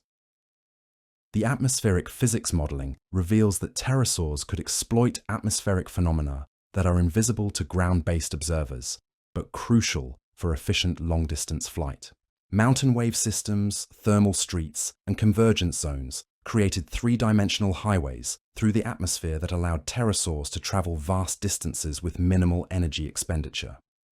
The ability to read and utilize these atmospheric features was a learned skill that required years of experience to master fully. The extinction scenario analysis reveals that pterosaurs were particularly vulnerable to the environmental disruptions that followed the end Cretaceous impact event.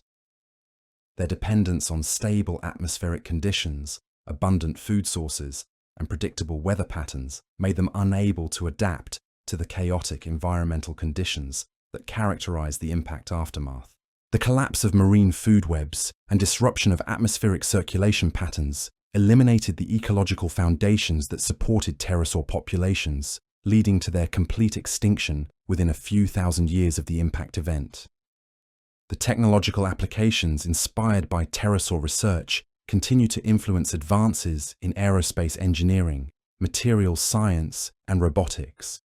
The structural principles discovered in pterosaur bones are being incorporated into next-generation aircraft designs, while the flight control mechanisms are inspiring development of autonomous aerial vehicles with unprecedented maneuverability and efficiency. The biological solutions to the challenges of large-scale flight continue to provide insights that push the boundaries of human technology, demonstrating that these ancient animals achieved engineering solutions that remain relevant millions of years after their extinction. The legacy implications of pterosaur research extend beyond immediate technological applications to fundamental questions about the limits of biological possibility. These animals demonstrated that evolution can achieve capabilities that seem to violate physical laws, pushing biological systems to performance levels that approach theoretical maxima. The study of pterosaurs continues to reveal new principles of biomechanics, aerodynamics, and materials science that expand our understanding of what life can achieve given sufficient evolutionary time and selective pressure. The ongoing discoveries that continue to reshape our understanding of pterosaurs demonstrate how much remains to be learned about these extraordinary animals. Each new fossil discovery, each advance in analytical technology, each improvement in computational modeling reveals additional layers of complexity and sophistication in pterosaur biology. The story of these ancient flyers remains far from complete, with new chapters being written as researchers continue to unlock the secrets preserved in their fossilized remains. The comparative analysis between pterosaur capabilities and modern technology reveals that nature achieved solutions to flight challenges that human engineering is still struggling to replicate. The combination of lightweight construction, efficient propulsion, sophisticated control systems, and adaptive materials found in pterosaurs represents a level of integration and optimization that exceeds anything achieved by modern aircraft design. These biological flying machines continue to serve as inspiration and benchmarks for the development of future aerospace technologies. The interdisciplinary nature of pterosaur research demonstrates how these ancient animals continue to contribute to multiple fields of scientific inquiry. Paleontologists, aerodynamicists, materials scientists, physiologists, and computer modelers all find relevant insights in pterosaur biology, creating collaborative research programs that advance understanding across disciplinary boundaries. The complexity of pterosaur adaptations requires expertise from multiple fields to fully appreciate the remarkable solutions these animals evolved for the challenges of large-scale biological flight. The educational impact of pterosaur research extends far beyond academic circles to inspire public interest in paleontology, evolution, and natural history.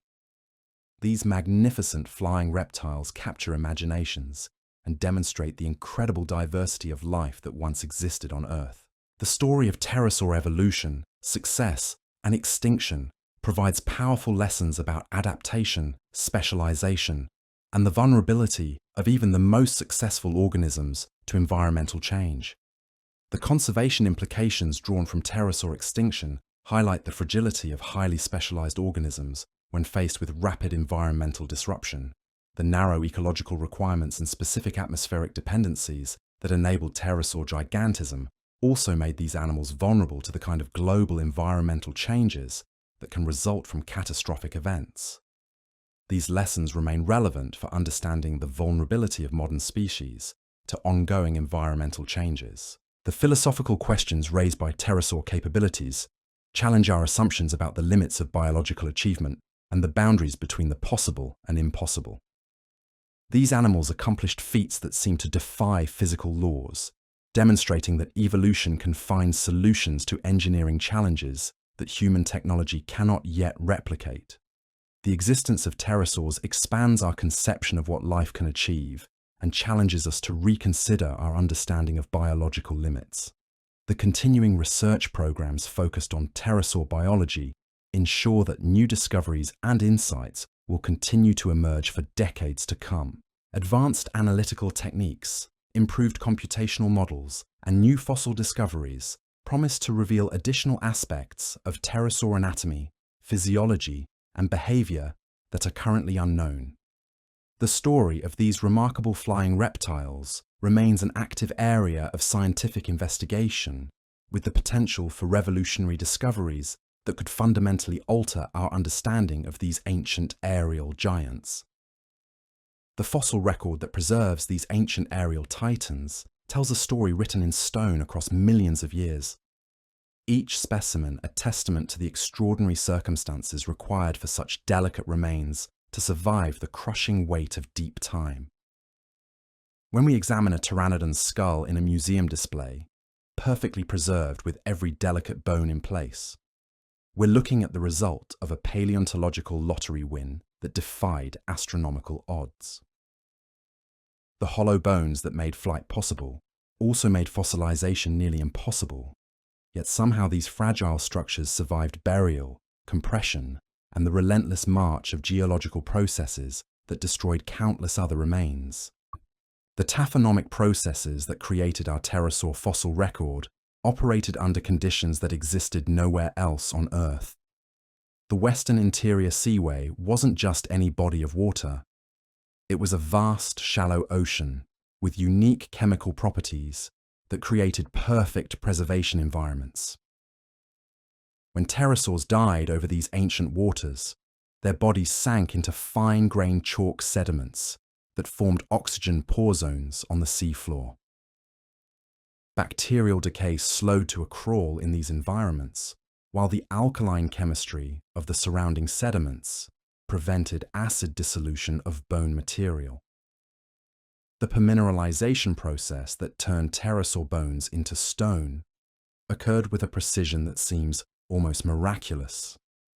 Calcium carbonate from the surrounding chalk infiltrated the hollow bone structures molecule by molecule, replacing the original organic material while maintaining exact structural fidelity down to the microscopic level. This process preserved not just the gross anatomy of these animals, but the internal architecture of their bones, the attachment points for individual muscle fibers, even the patterns of blood vessels that once carried life through their hollow frames. The geographic distribution of pterosaur fossils reveals patterns that illuminate their ancient world in ways that individual specimens never could. Pteranodon remains clustered in specific horizons of the Smoky Hill chalk, marking time periods when conditions were optimal for both pterosaur populations and fossil preservation. These temporal clusters suggest that pterosaur abundance fluctuated dramatically over geological time, possibly in response to climatic cycles or changes in marine productivity that affected their food sources. The size distribution patterns within pterosaur fossil assemblages provide insights into population structure and social organization that would be impossible to obtain from modern animals. The predominance of adult specimens in most collections suggests either that juvenile pterosaurs lived in different environments than adults, or that their more fragile bones were less likely to survive the fossilization process. The rare juvenile specimens that do exist show proportions that differ dramatically from adults, indicating developmental changes that went far beyond simple scaling.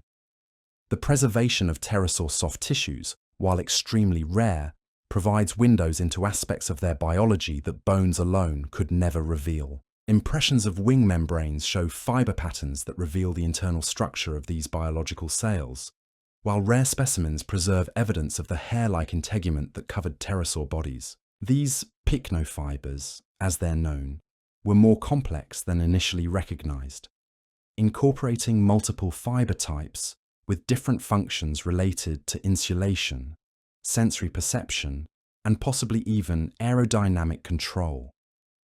The chemical signatures preserved within pterosaur bones contain libraries of information about ancient environments and ecological relationships.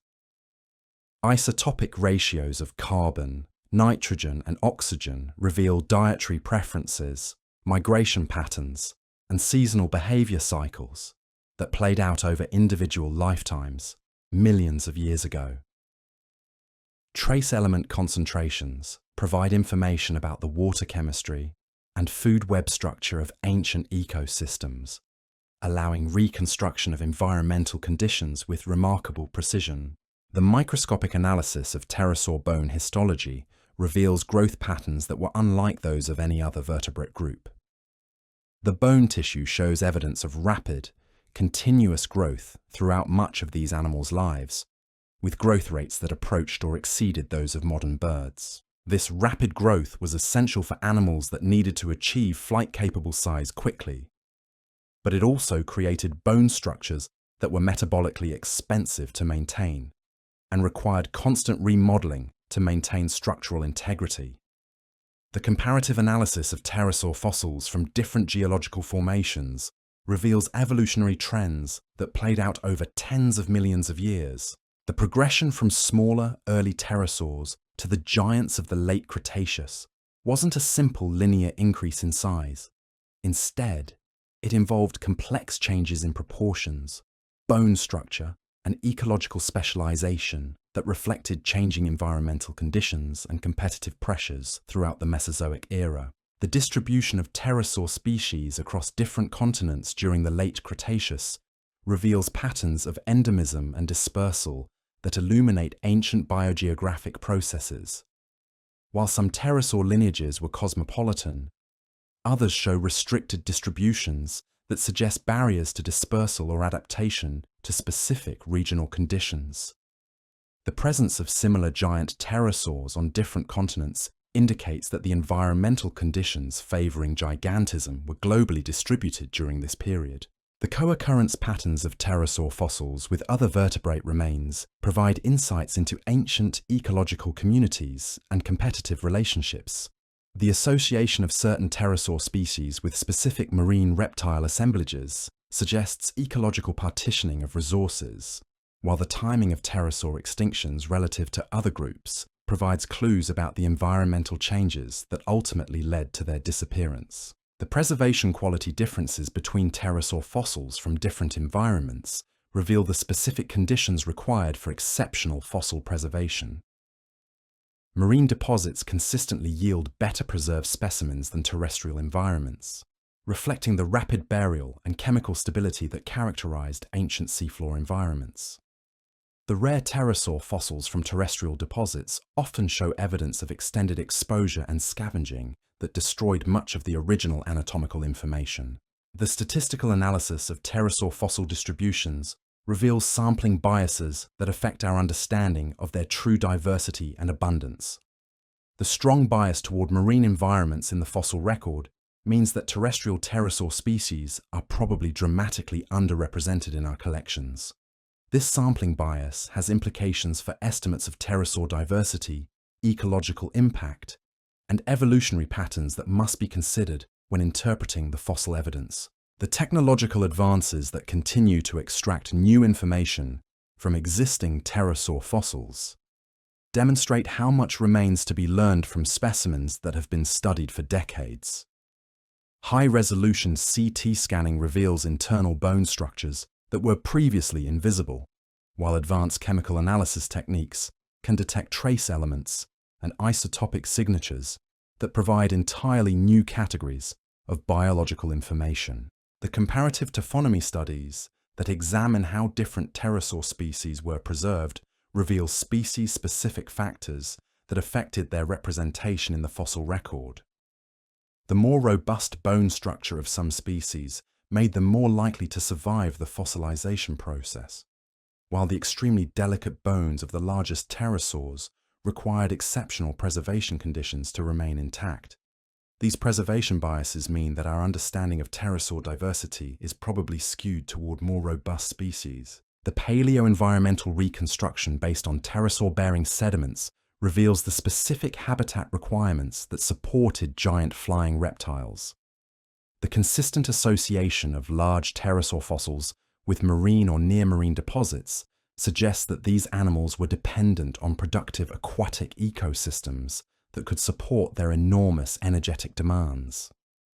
The absence of large pterosaur fossils from purely terrestrial deposits may reflect genuine habitat preferences rather than preservation bias. The biostratigraphic analysis of pterosaur occurrences provides high-resolution information about the timing of evolutionary events and extinction patterns. The last appearances of different pterosaur species are clustered very close to the Cretaceous-Paleogene boundary, indicating that most pterosaur lineages survived until the very end of the Mesozoic era. This pattern suggests that pterosaur extinction was indeed caused by the end Cretaceous impact event, rather than gradual environmental deterioration. The quantitative analysis of pterosaur morphological evolution reveals trends toward increasing specialization and ecological partitioning throughout the late Cretaceous. Different lineages evolved increasingly divergent adaptations for specific ecological niches, creating a diversity of flight styles and feeding strategies that has never been equaled by any other group of flying vertebrates. This adaptive radiation was cut short by the extinction event, leaving many evolutionary experiments incomplete. The preservation of pterosaur eggs and nesting sites provides rare insights into reproductive behavior and early development. The few known pterosaur eggs reveal shell structures that were adapted for the specific incubation requirements of large flying reptiles, while the associated nesting sites show evidence of colonial breeding behavior in at least some species. These reproductive insights are crucial for understanding how pterosaur populations were regulated and how they responded to environmental pressures. The analysis of pterosaur coprolites and gut contents provides direct evidence of feeding behavior and dietary preferences that complements the indirect evidence from isotopic analysis. These rare specimens reveal the actual prey items consumed by individual pterosaurs, including fish species, marine invertebrates, and in some cases, terrestrial vertebrates, that provide evidence for more diverse feeding strategies than previously recognized. The comparative analysis of pterosaur extinction patterns across different geographic regions reveals that the end Cretaceous event affected pterosaur populations globally and simultaneously. There is no evidence for refugial populations that survived the extinction event, indicating that the environmental changes following the impact were too severe and widespread for any pterosaur lineages to persist. This global extinction pattern contrasts with some other vertebrate groups that showed regional variation in extinction timing and intensity. The ongoing discovery of new pterosaur species from previously unexplored geological formations continues to expand our understanding of their diversity and geographic distribution. Recent discoveries from Asia, South America, and Africa reveal pterosaur faunas that were distinct from the well-known North American and European assemblages, suggesting that global pterosaur diversity during the late Cretaceous was even greater than previously recognized. The application of modern phylogenetic analysis techniques to pterosaur relationships reveals evolutionary patterns that were invisible using traditional morphological approaches. These molecular clock studies suggest that the major pterosaur lineages diverged much earlier than previously thought, with the evolutionary experiments that led to gigantism beginning tens of millions of years before the appearance of the largest species in the fossil record. The integration of pterosaur fossil data with climate modeling studies reveals the environmental conditions that enabled and constrained pterosaur evolution. The correlation between pterosaur diversity and specific climatic conditions suggests that these animals were more sensitive to environmental change than previously recognized, which may explain their vulnerability to the rapid environmental changes that followed the end Cretaceous impact. The comparative analysis of pterosaur bone pathology reveals evidence for injuries, diseases, and healing processes that provide insights into their behavior and ecology. Healed fractures in wing bones indicate that pterosaurs could survive significant flight-related injuries, while bite marks on some specimens provide evidence for predation attempts or intraspecific combat. These pathological specimens add behavioral dimensions to our understanding of pterosaur biology that would be impossible to obtain from perfect specimens. The mathematical modeling of pterosaur population dynamics reveals the demographic constraints that govern their abundance and distribution.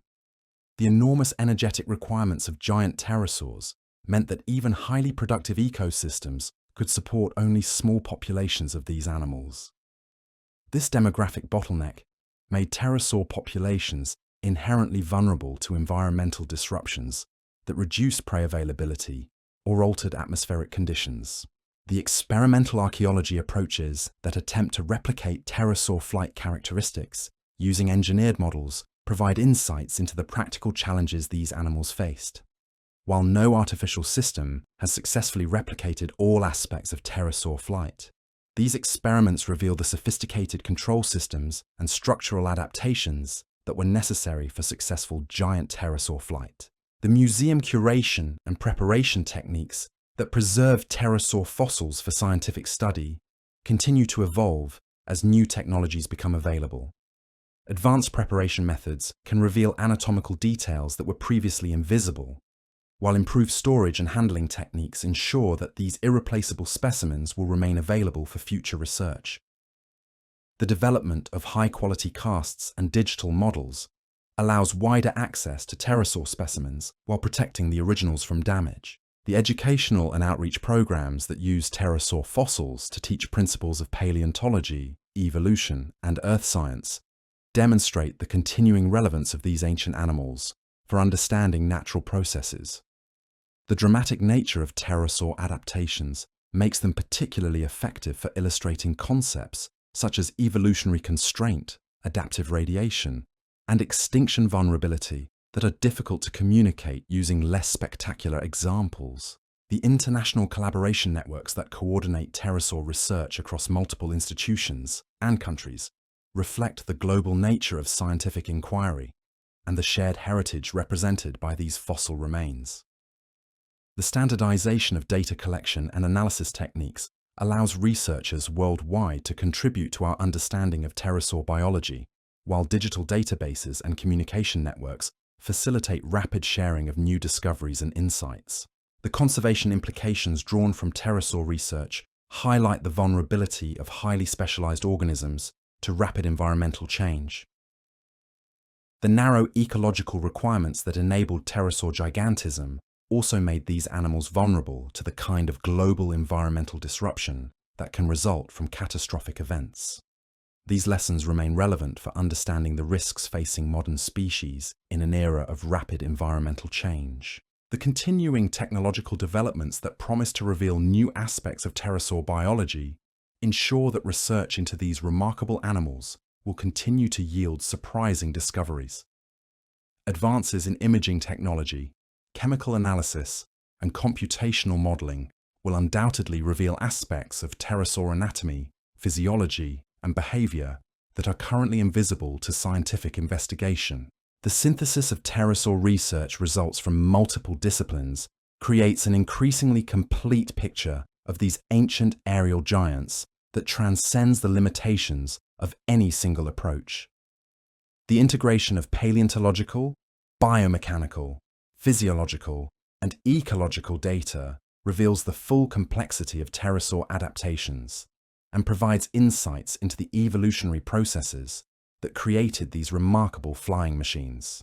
The legacy of pterosaur research extends far beyond the immediate scientific results to influence our understanding of evolutionary possibility and the creative power of natural selection.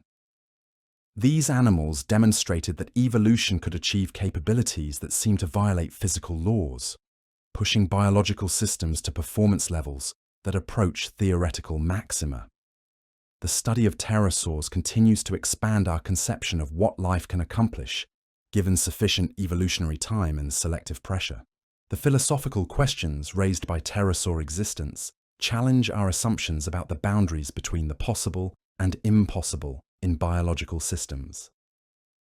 These animals accomplished engineering feats that human technology cannot yet replicate, demonstrating that nature had solved problems millions of years before humans developed the mathematical tools to understand the solutions. The existence of pterosaurs serves as a permanent reminder that the natural world contains solutions to challenges that exceed our current technological capabilities. The interdisciplinary nature of modern pterosaur research demonstrates how complex biological systems require expertise from multiple fields to be fully understood. Paleontologists, engineers, physiologists, and computer scientists all contribute essential perspectives to our understanding of how these ancient flying machines actually worked.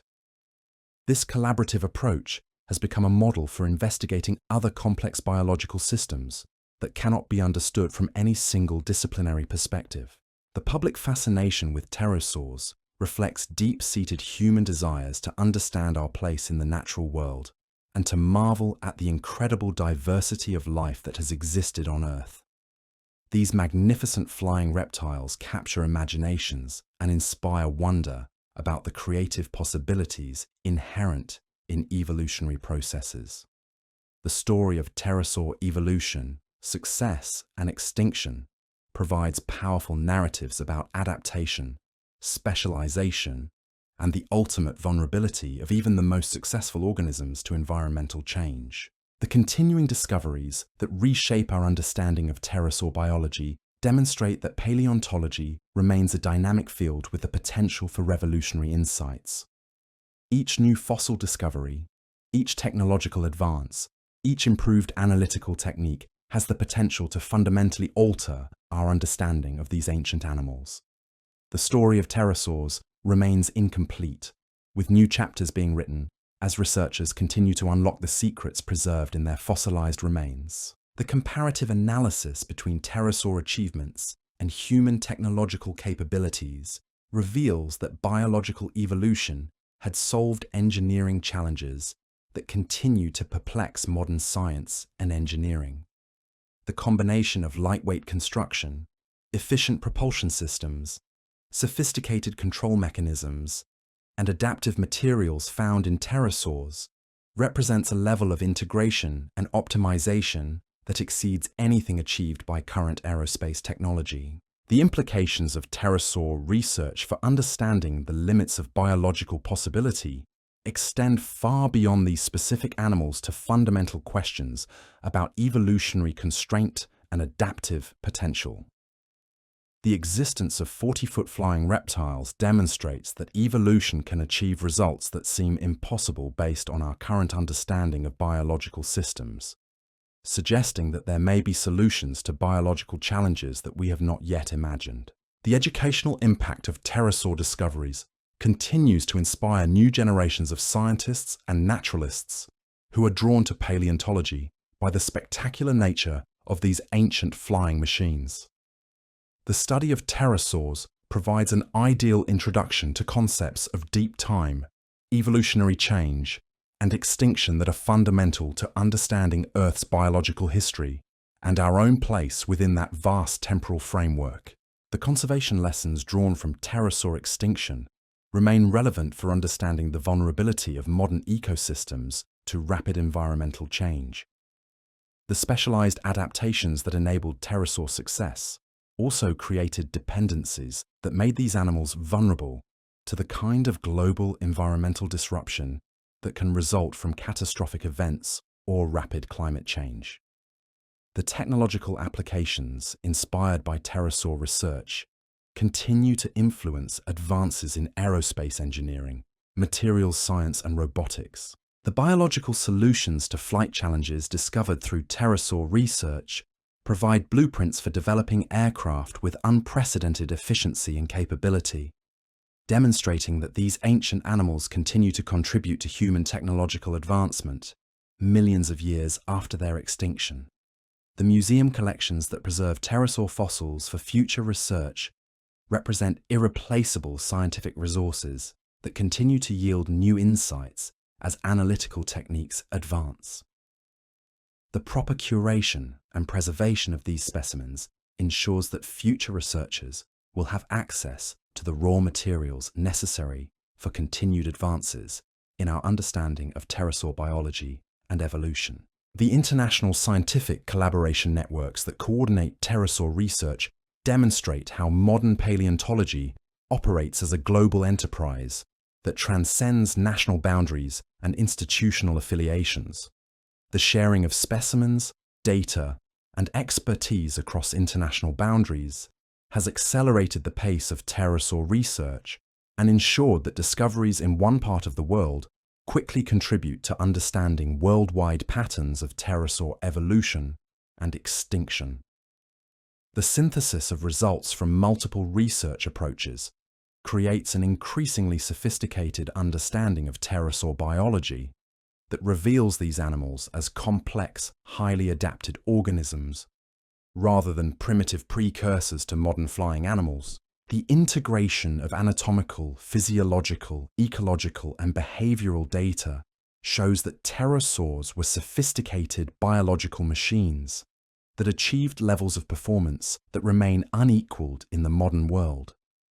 The ongoing research programs focused on pterosaur biology ensure that new discoveries and insights will continue to emerge for decades to come, with each advance in analytical technique or computational capability opening new windows into the biology of these remarkable ancient flyers. The computational fluid dynamics models that analyze pterosaur flight mechanics reveal aerodynamic principles that operate at scales completely unlike those encountered by modern aircraft engineers. When you scale up biological flight to pterosaur dimensions, conventional aerodynamic rules begin to break down and entirely new phenomena emerge. The Reynolds numbers associated with 40-foot wingspan flight create flow conditions where air behaves more like a viscous fluid than the thin gas we're familiar with at smaller scales. This meant that pterosaurs operated in a unique aerodynamic regime where conventional lift and drag calculations simply don't apply. The wing membrane flexibility that characterized pterosaur flight allowed these animals to continuously reshape their airfoils in response to changing flight conditions.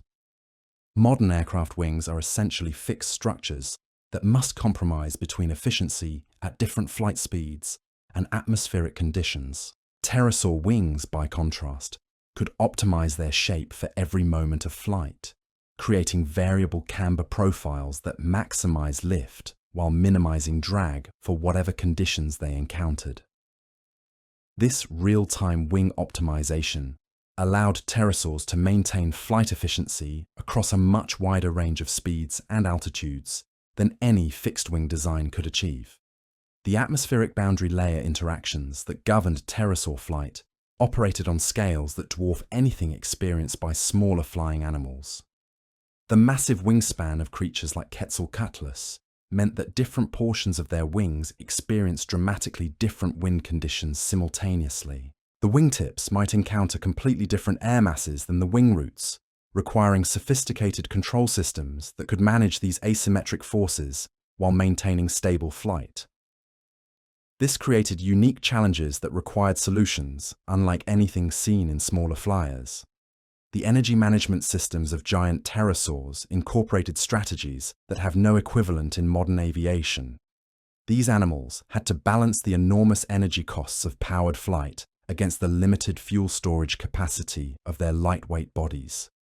The solution involved sophisticated behavioral adaptations that maximized energy extraction from environmental sources while minimizing energy expenditure during flight. Pterosaurs became masters of atmospheric energy harvesting, using thermal columns, ridge lift, and wind gradients to subsidize their flight costs in ways that no modern aircraft approaches. The structural loading analysis of pterosaur skeletons reveals engineering solutions that push biological materials to their absolute performance limits. The hollow bones that enabled flight also created vulnerability to structural failure that required extraordinary design sophistication to overcome. Every bone in a pterosaur skeleton was simultaneously optimized for minimum weight and maximum strength, creating structures that achieved performance characteristics approaching those of modern aerospace composites, while maintaining the ability to grow, repair, and remodel themselves throughout the animal's lifetime. The flight envelope analysis for different pterosaur species reveals performance capabilities that varied dramatically depending on their ecological specializations.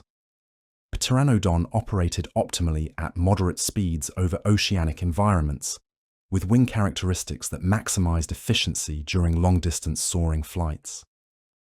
Quetzalcoatlus, by contrast, was optimized for variable speed flight over terrestrial environments, with the ability to accelerate rapidly for prey capture or decelerate quickly for precision landing in confined spaces. These different performance envelopes reflect the diverse ecological niches that pterosaurs evolved to exploit. The atmospheric sensing capabilities of pterosaurs incorporated biological instruments that could detect environmental conditions with precision that exceeds modern meteorological equipment. The pressure-sensitive cells distributed throughout their wing membranes could detect air pressure changes equivalent to altitude variations of just a few feet, allowing these animals to navigate complex three-dimensional atmospheric structures that would be invisible to human pilots. This biological atmospheric radar allowed pterosaurs to find and exploit favorable flying conditions while avoiding dangerous weather phenomena. The muscle coordination systems required for pterosaur flight involved neural control mechanisms that operated at speeds approaching the theoretical limits of biological signal transmission. The reflexes required to maintain stable flight while executing complex maneuvers demanded reaction times measured in milliseconds, with muscle contractions that had to be precisely timed and coordinated across dozens of different muscle groups simultaneously. This level of neuromuscular integration represents one of the most sophisticated motor control systems ever evolved by any animal group. The thermal management strategies employed by giant pterosaurs had to solve heat dissipation problems that have no equivalent in smaller animals. The large body size that provided advantages in terms of flight efficiency also created challenges in terms of temperature regulation during periods of intense activity. The extensive air sac systems that reduced body weight also functioned as evaporative cooling networks, while the large wing membranes served as variable area thermal radiators that could dissipate excess heat during flight while conserving warmth during rest periods. The navigation systems of pterosaurs integrated information from multiple sensory modalities to create spatial awareness capabilities that allowed accurate navigation across continental distances. The combination of visual landmarks, magnetic field detection, atmospheric pressure gradients, and possibly even infrasonic cues from distant weather systems provided these animals with navigation accuracy that approaches modern GPS precision.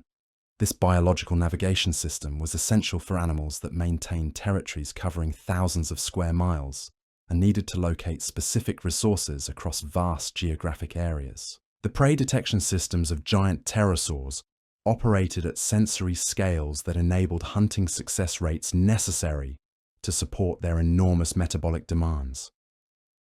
The visual acuity required to spot fish from altitudes measured in thousands of feet demanded eye structures with resolution capabilities that exceeded those of any modern animal.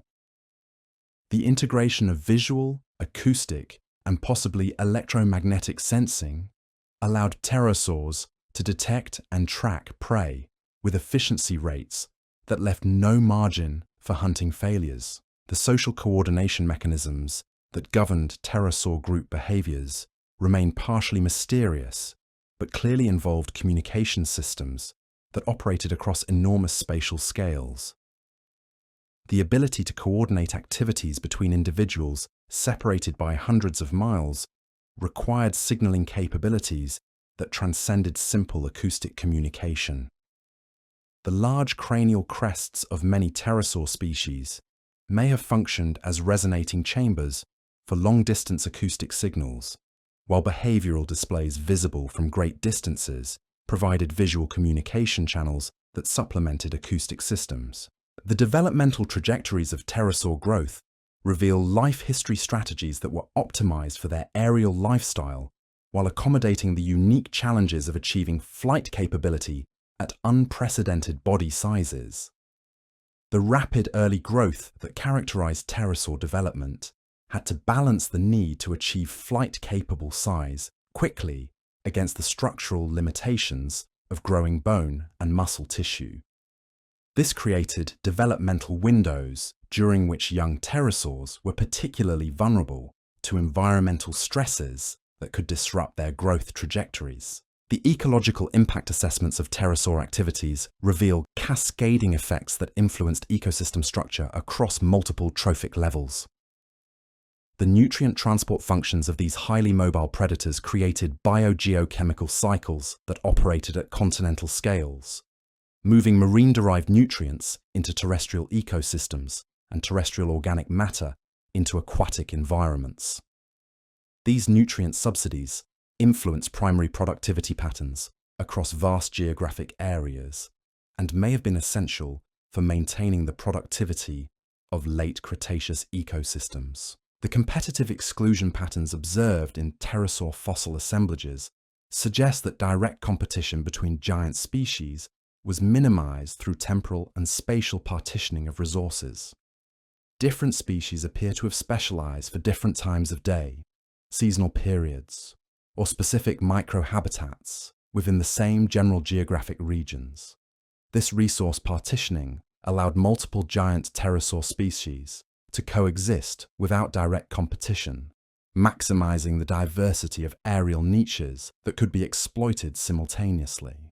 The biomechanical constraints that ultimately limited pterosaur size were primarily related to takeoff and landing performance rather than sustained flight capabilities. The ballistic launch mechanism that enabled takeoff for the largest pterosaurs required muscle power outputs that approached the maximum possible for biological systems. Any further increase in body size would have made takeoff impossible regardless of wing design improvements, creating an absolute upper limit on pterosaur size that was determined by the physics of muscle contraction rather than aerodynamic considerations. The atmospheric chemistry interactions that influenced pterosaur physiology extended beyond simple oxygen availability to include complex relationships with trace gases and atmospheric particulates. The elevated carbon dioxide concentrations of the late Cretaceous atmosphere affected not only atmospheric density, but also the acid-base balance of pterosaur blood chemistry. These atmospheric conditions required physiological adaptations that would have made pterosaurs unable to survive in modern atmospheric compositions, even if other environmental factors were favorable. The extinction vulnerability analysis reveals that pterosaur populations were constrained by demographic factors that made them inherently susceptible to environmental disruptions. The combination of large body size, specialized habitat requirements, and low reproductive rates created population structures that could not recover quickly from mortality events. This demographic fragility meant that even relatively brief environmental disruptions could drive pterosaur populations below viable thresholds, making recovery impossible once population crashes occurred. The comparative extinction timing analysis shows that pterosaur lineages disappeared synchronously across all geographic regions and ecological niches, indicating that the end Cretaceous environmental changes affected the fundamental atmospheric and ecological conditions that supported pterosaur existence. Unlike some other vertebrate groups that showed differential survival based on body size or ecological specialization, pterosaurs experience complete extinction regardless of their specific adaptations, suggesting that the environmental changes eliminated the basic requirements for large-scale biological flight. The fossilization probability calculations reveal that our current understanding of pterosaur diversity is based on an extremely biased sample of the species that actually existed. The delicate bone structure and specific environmental requirements for preservation mean that we probably know less than 5% of the pterosaur species that lived during the Mesozoic era.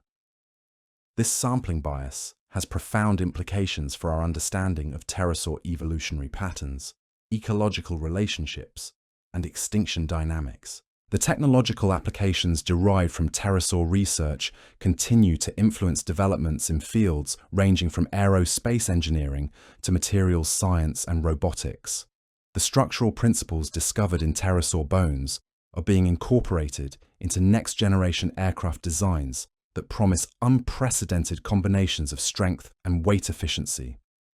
The flight control mechanisms evolved by pterosaurs are inspiring development of adaptive wing technologies that could revolutionize aircraft maneuverability and efficiency. The interdisciplinary collaboration networks that characterize modern pterosaur research demonstrate how complex biological systems require expertise from multiple fields to be fully understood. Paleontologists, aerodynamicists, materials scientists, physiologists, and computer modelers all contribute essential perspectives that together create understanding that transcends the limitations of any single disciplinary approach. This collaborative model has become essential for investigating biological systems that operate at the boundaries of physical possibility. The museum preservation programs that maintain pterosaur fossils for future research represent critical scientific infrastructure that ensures these irreplaceable specimens remain available for continued study. The development of advanced preparation techniques and conservation methods allows extraction of information from fossil specimens that was invisible to earlier researchers, while digital archiving systems create permanent records that will be accessible to future generations of scientists. The educational outreach initiatives that use pterosaur discoveries to illustrate principles of evolution, extinction, and environmental change demonstrate the continuing relevance of these ancient animals for understanding current biological and environmental challenges.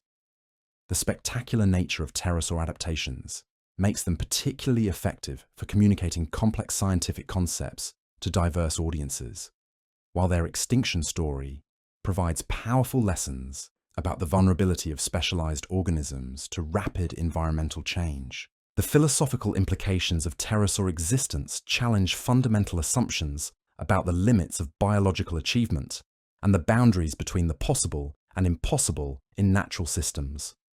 These animals demonstrated that evolution could achieve engineering solutions that human technology cannot yet replicate, suggesting that our understanding of biological constraints may be more limited than we recognize. The existence of pterosaurs serves as a permanent reminder that the natural world contains possibilities that exceed our current technological imagination. The ongoing research programs that continue to investigate pterosaur biology ensure that new discoveries will emerge for decades to come, with each advance in analytical technique or computational capability revealing previously invisible aspects of these remarkable ancient flyers. The combination of new fossil discoveries, improved analytical methods, and enhanced computational modeling promises to continue expanding our understanding of how these biological flying machines actually functioned and what their existence teaches us about the creative potential of evolutionary processes. The legacy implications of pterosaur research extend far beyond immediate scientific applications to influence our fundamental understanding of what life can achieve given sufficient evolutionary time and selective pressure.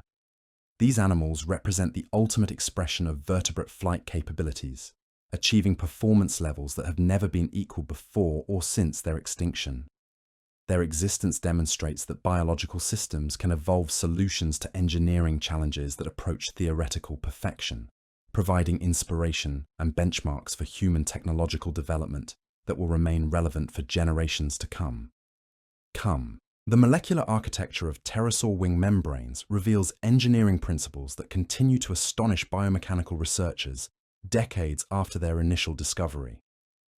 These weren't simple flaps of skin stretched between elongated finger bones. They were sophisticated composite structures incorporating multiple layers of specialized tissues, each optimized for specific mechanical functions that contributed to overall flight performance. The outermost layer provided weather resistance and aerodynamic smoothness, while deeper layers contained the structural fibers that bore the enormous loads generated during flight maneuvers. The fiber orientation patterns within these membranes followed mathematical principles that wouldn't be formally described by human engineers until the development of modern composite materials theory. Stress analysis of membrane impressions reveals fiber arrangements that distributed loads in patterns that minimized weight while maximizing tear resistance. These biological composites achieved strength-to-weight ratios that approach the theoretical limits for organic materials, demonstrating that natural selection had discovered optimal structural solutions millions of years before humans developed the computational tools to identify them. The vascular networks that supplied these wing membranes with nutrients and oxygen were themselves marvels of biological engineering. The blood vessels had to provide adequate circulation to maintain membrane health while avoiding interference with the aerodynamic properties of the wing surface. The solution involved microscopic capillary networks that were embedded within the membrane structure in patterns that maintained circulation while contributing minimal drag or weight penalties to flight performance. The sensory innovation of pterosaur wing membranes created biological flight control systems that exceeded the sophistication of any modern aircraft. Mechanoreceptors distributed throughout the membrane could detect pressure variations equivalent to changes in altitude measured in inches, providing real-time feedback about local aerodynamic conditions across the entire wing surface. This sensory network allowed pterosaurs to feel the air flowing over their wings and make instantaneous adjustments to membrane tension and shape that optimized performance for changing flight conditions. The muscle systems that controlled membrane shape and tension were integrated directly into the wing structure itself, creating active aerodynamic surfaces that could continuously adapt their configuration. Unlike birds, which control flight primarily through feather positioning, or bats, which adjust wing shape through finger movements, pterosaurs could directly manipulate the aerodynamic properties of their wing surfaces through localized muscle contractions within the membrane itself. This provided unprecedented precision in flight control and allowed optimization of aerodynamic performance that has never been matched by any other flying animal. The acoustic properties of pterosaur wing membranes may have contributed to their communication systems in ways that are only beginning to be understood. The large surface areas and complex internal structures of these membranes could have functioned as resonating chambers that amplified vocalizations or created acoustic signatures that were species-specific. The possibility that pterosaurs use their wings as sound-producing organs opens entirely new dimensions for understanding their social behaviors and territorial interactions. The metabolic costs of maintaining such sophisticated wing structures were enormous, requiring continuous protein synthesis and tissue repair that consumed substantial portions of the pterosaur's daily energy budget. The rapid turnover of membrane components meant that these animals were essentially rebuilding their wings continuously throughout their lives, a metabolic investment that underscores the crucial importance of flight capability for pterosaur survival and reproduction.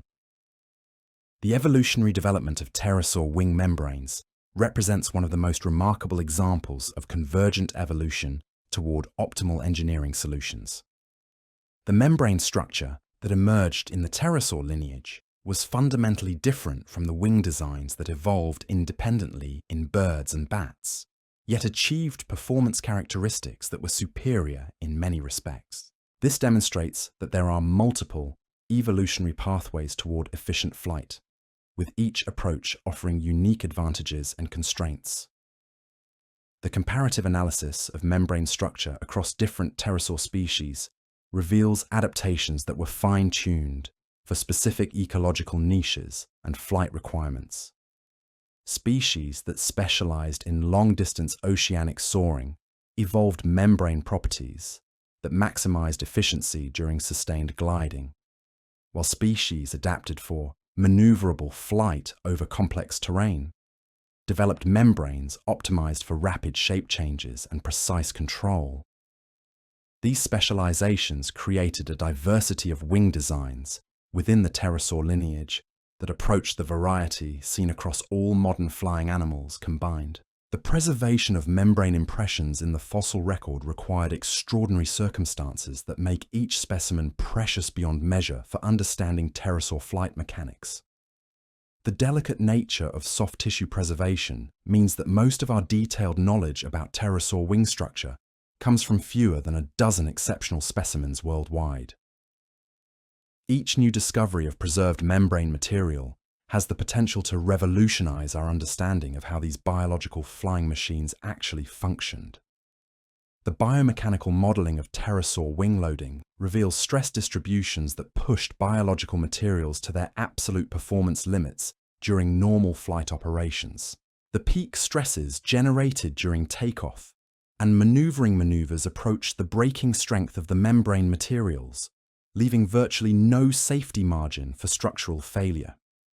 This indicates that pterosaur wings were optimized to the point where any further increase in loading would have resulted in catastrophic failure, demonstrating the extreme selective pressures that shaped their evolution. So there you have it, two extraordinary flying reptiles that pushed the very boundaries of what seemed possible in the natural world.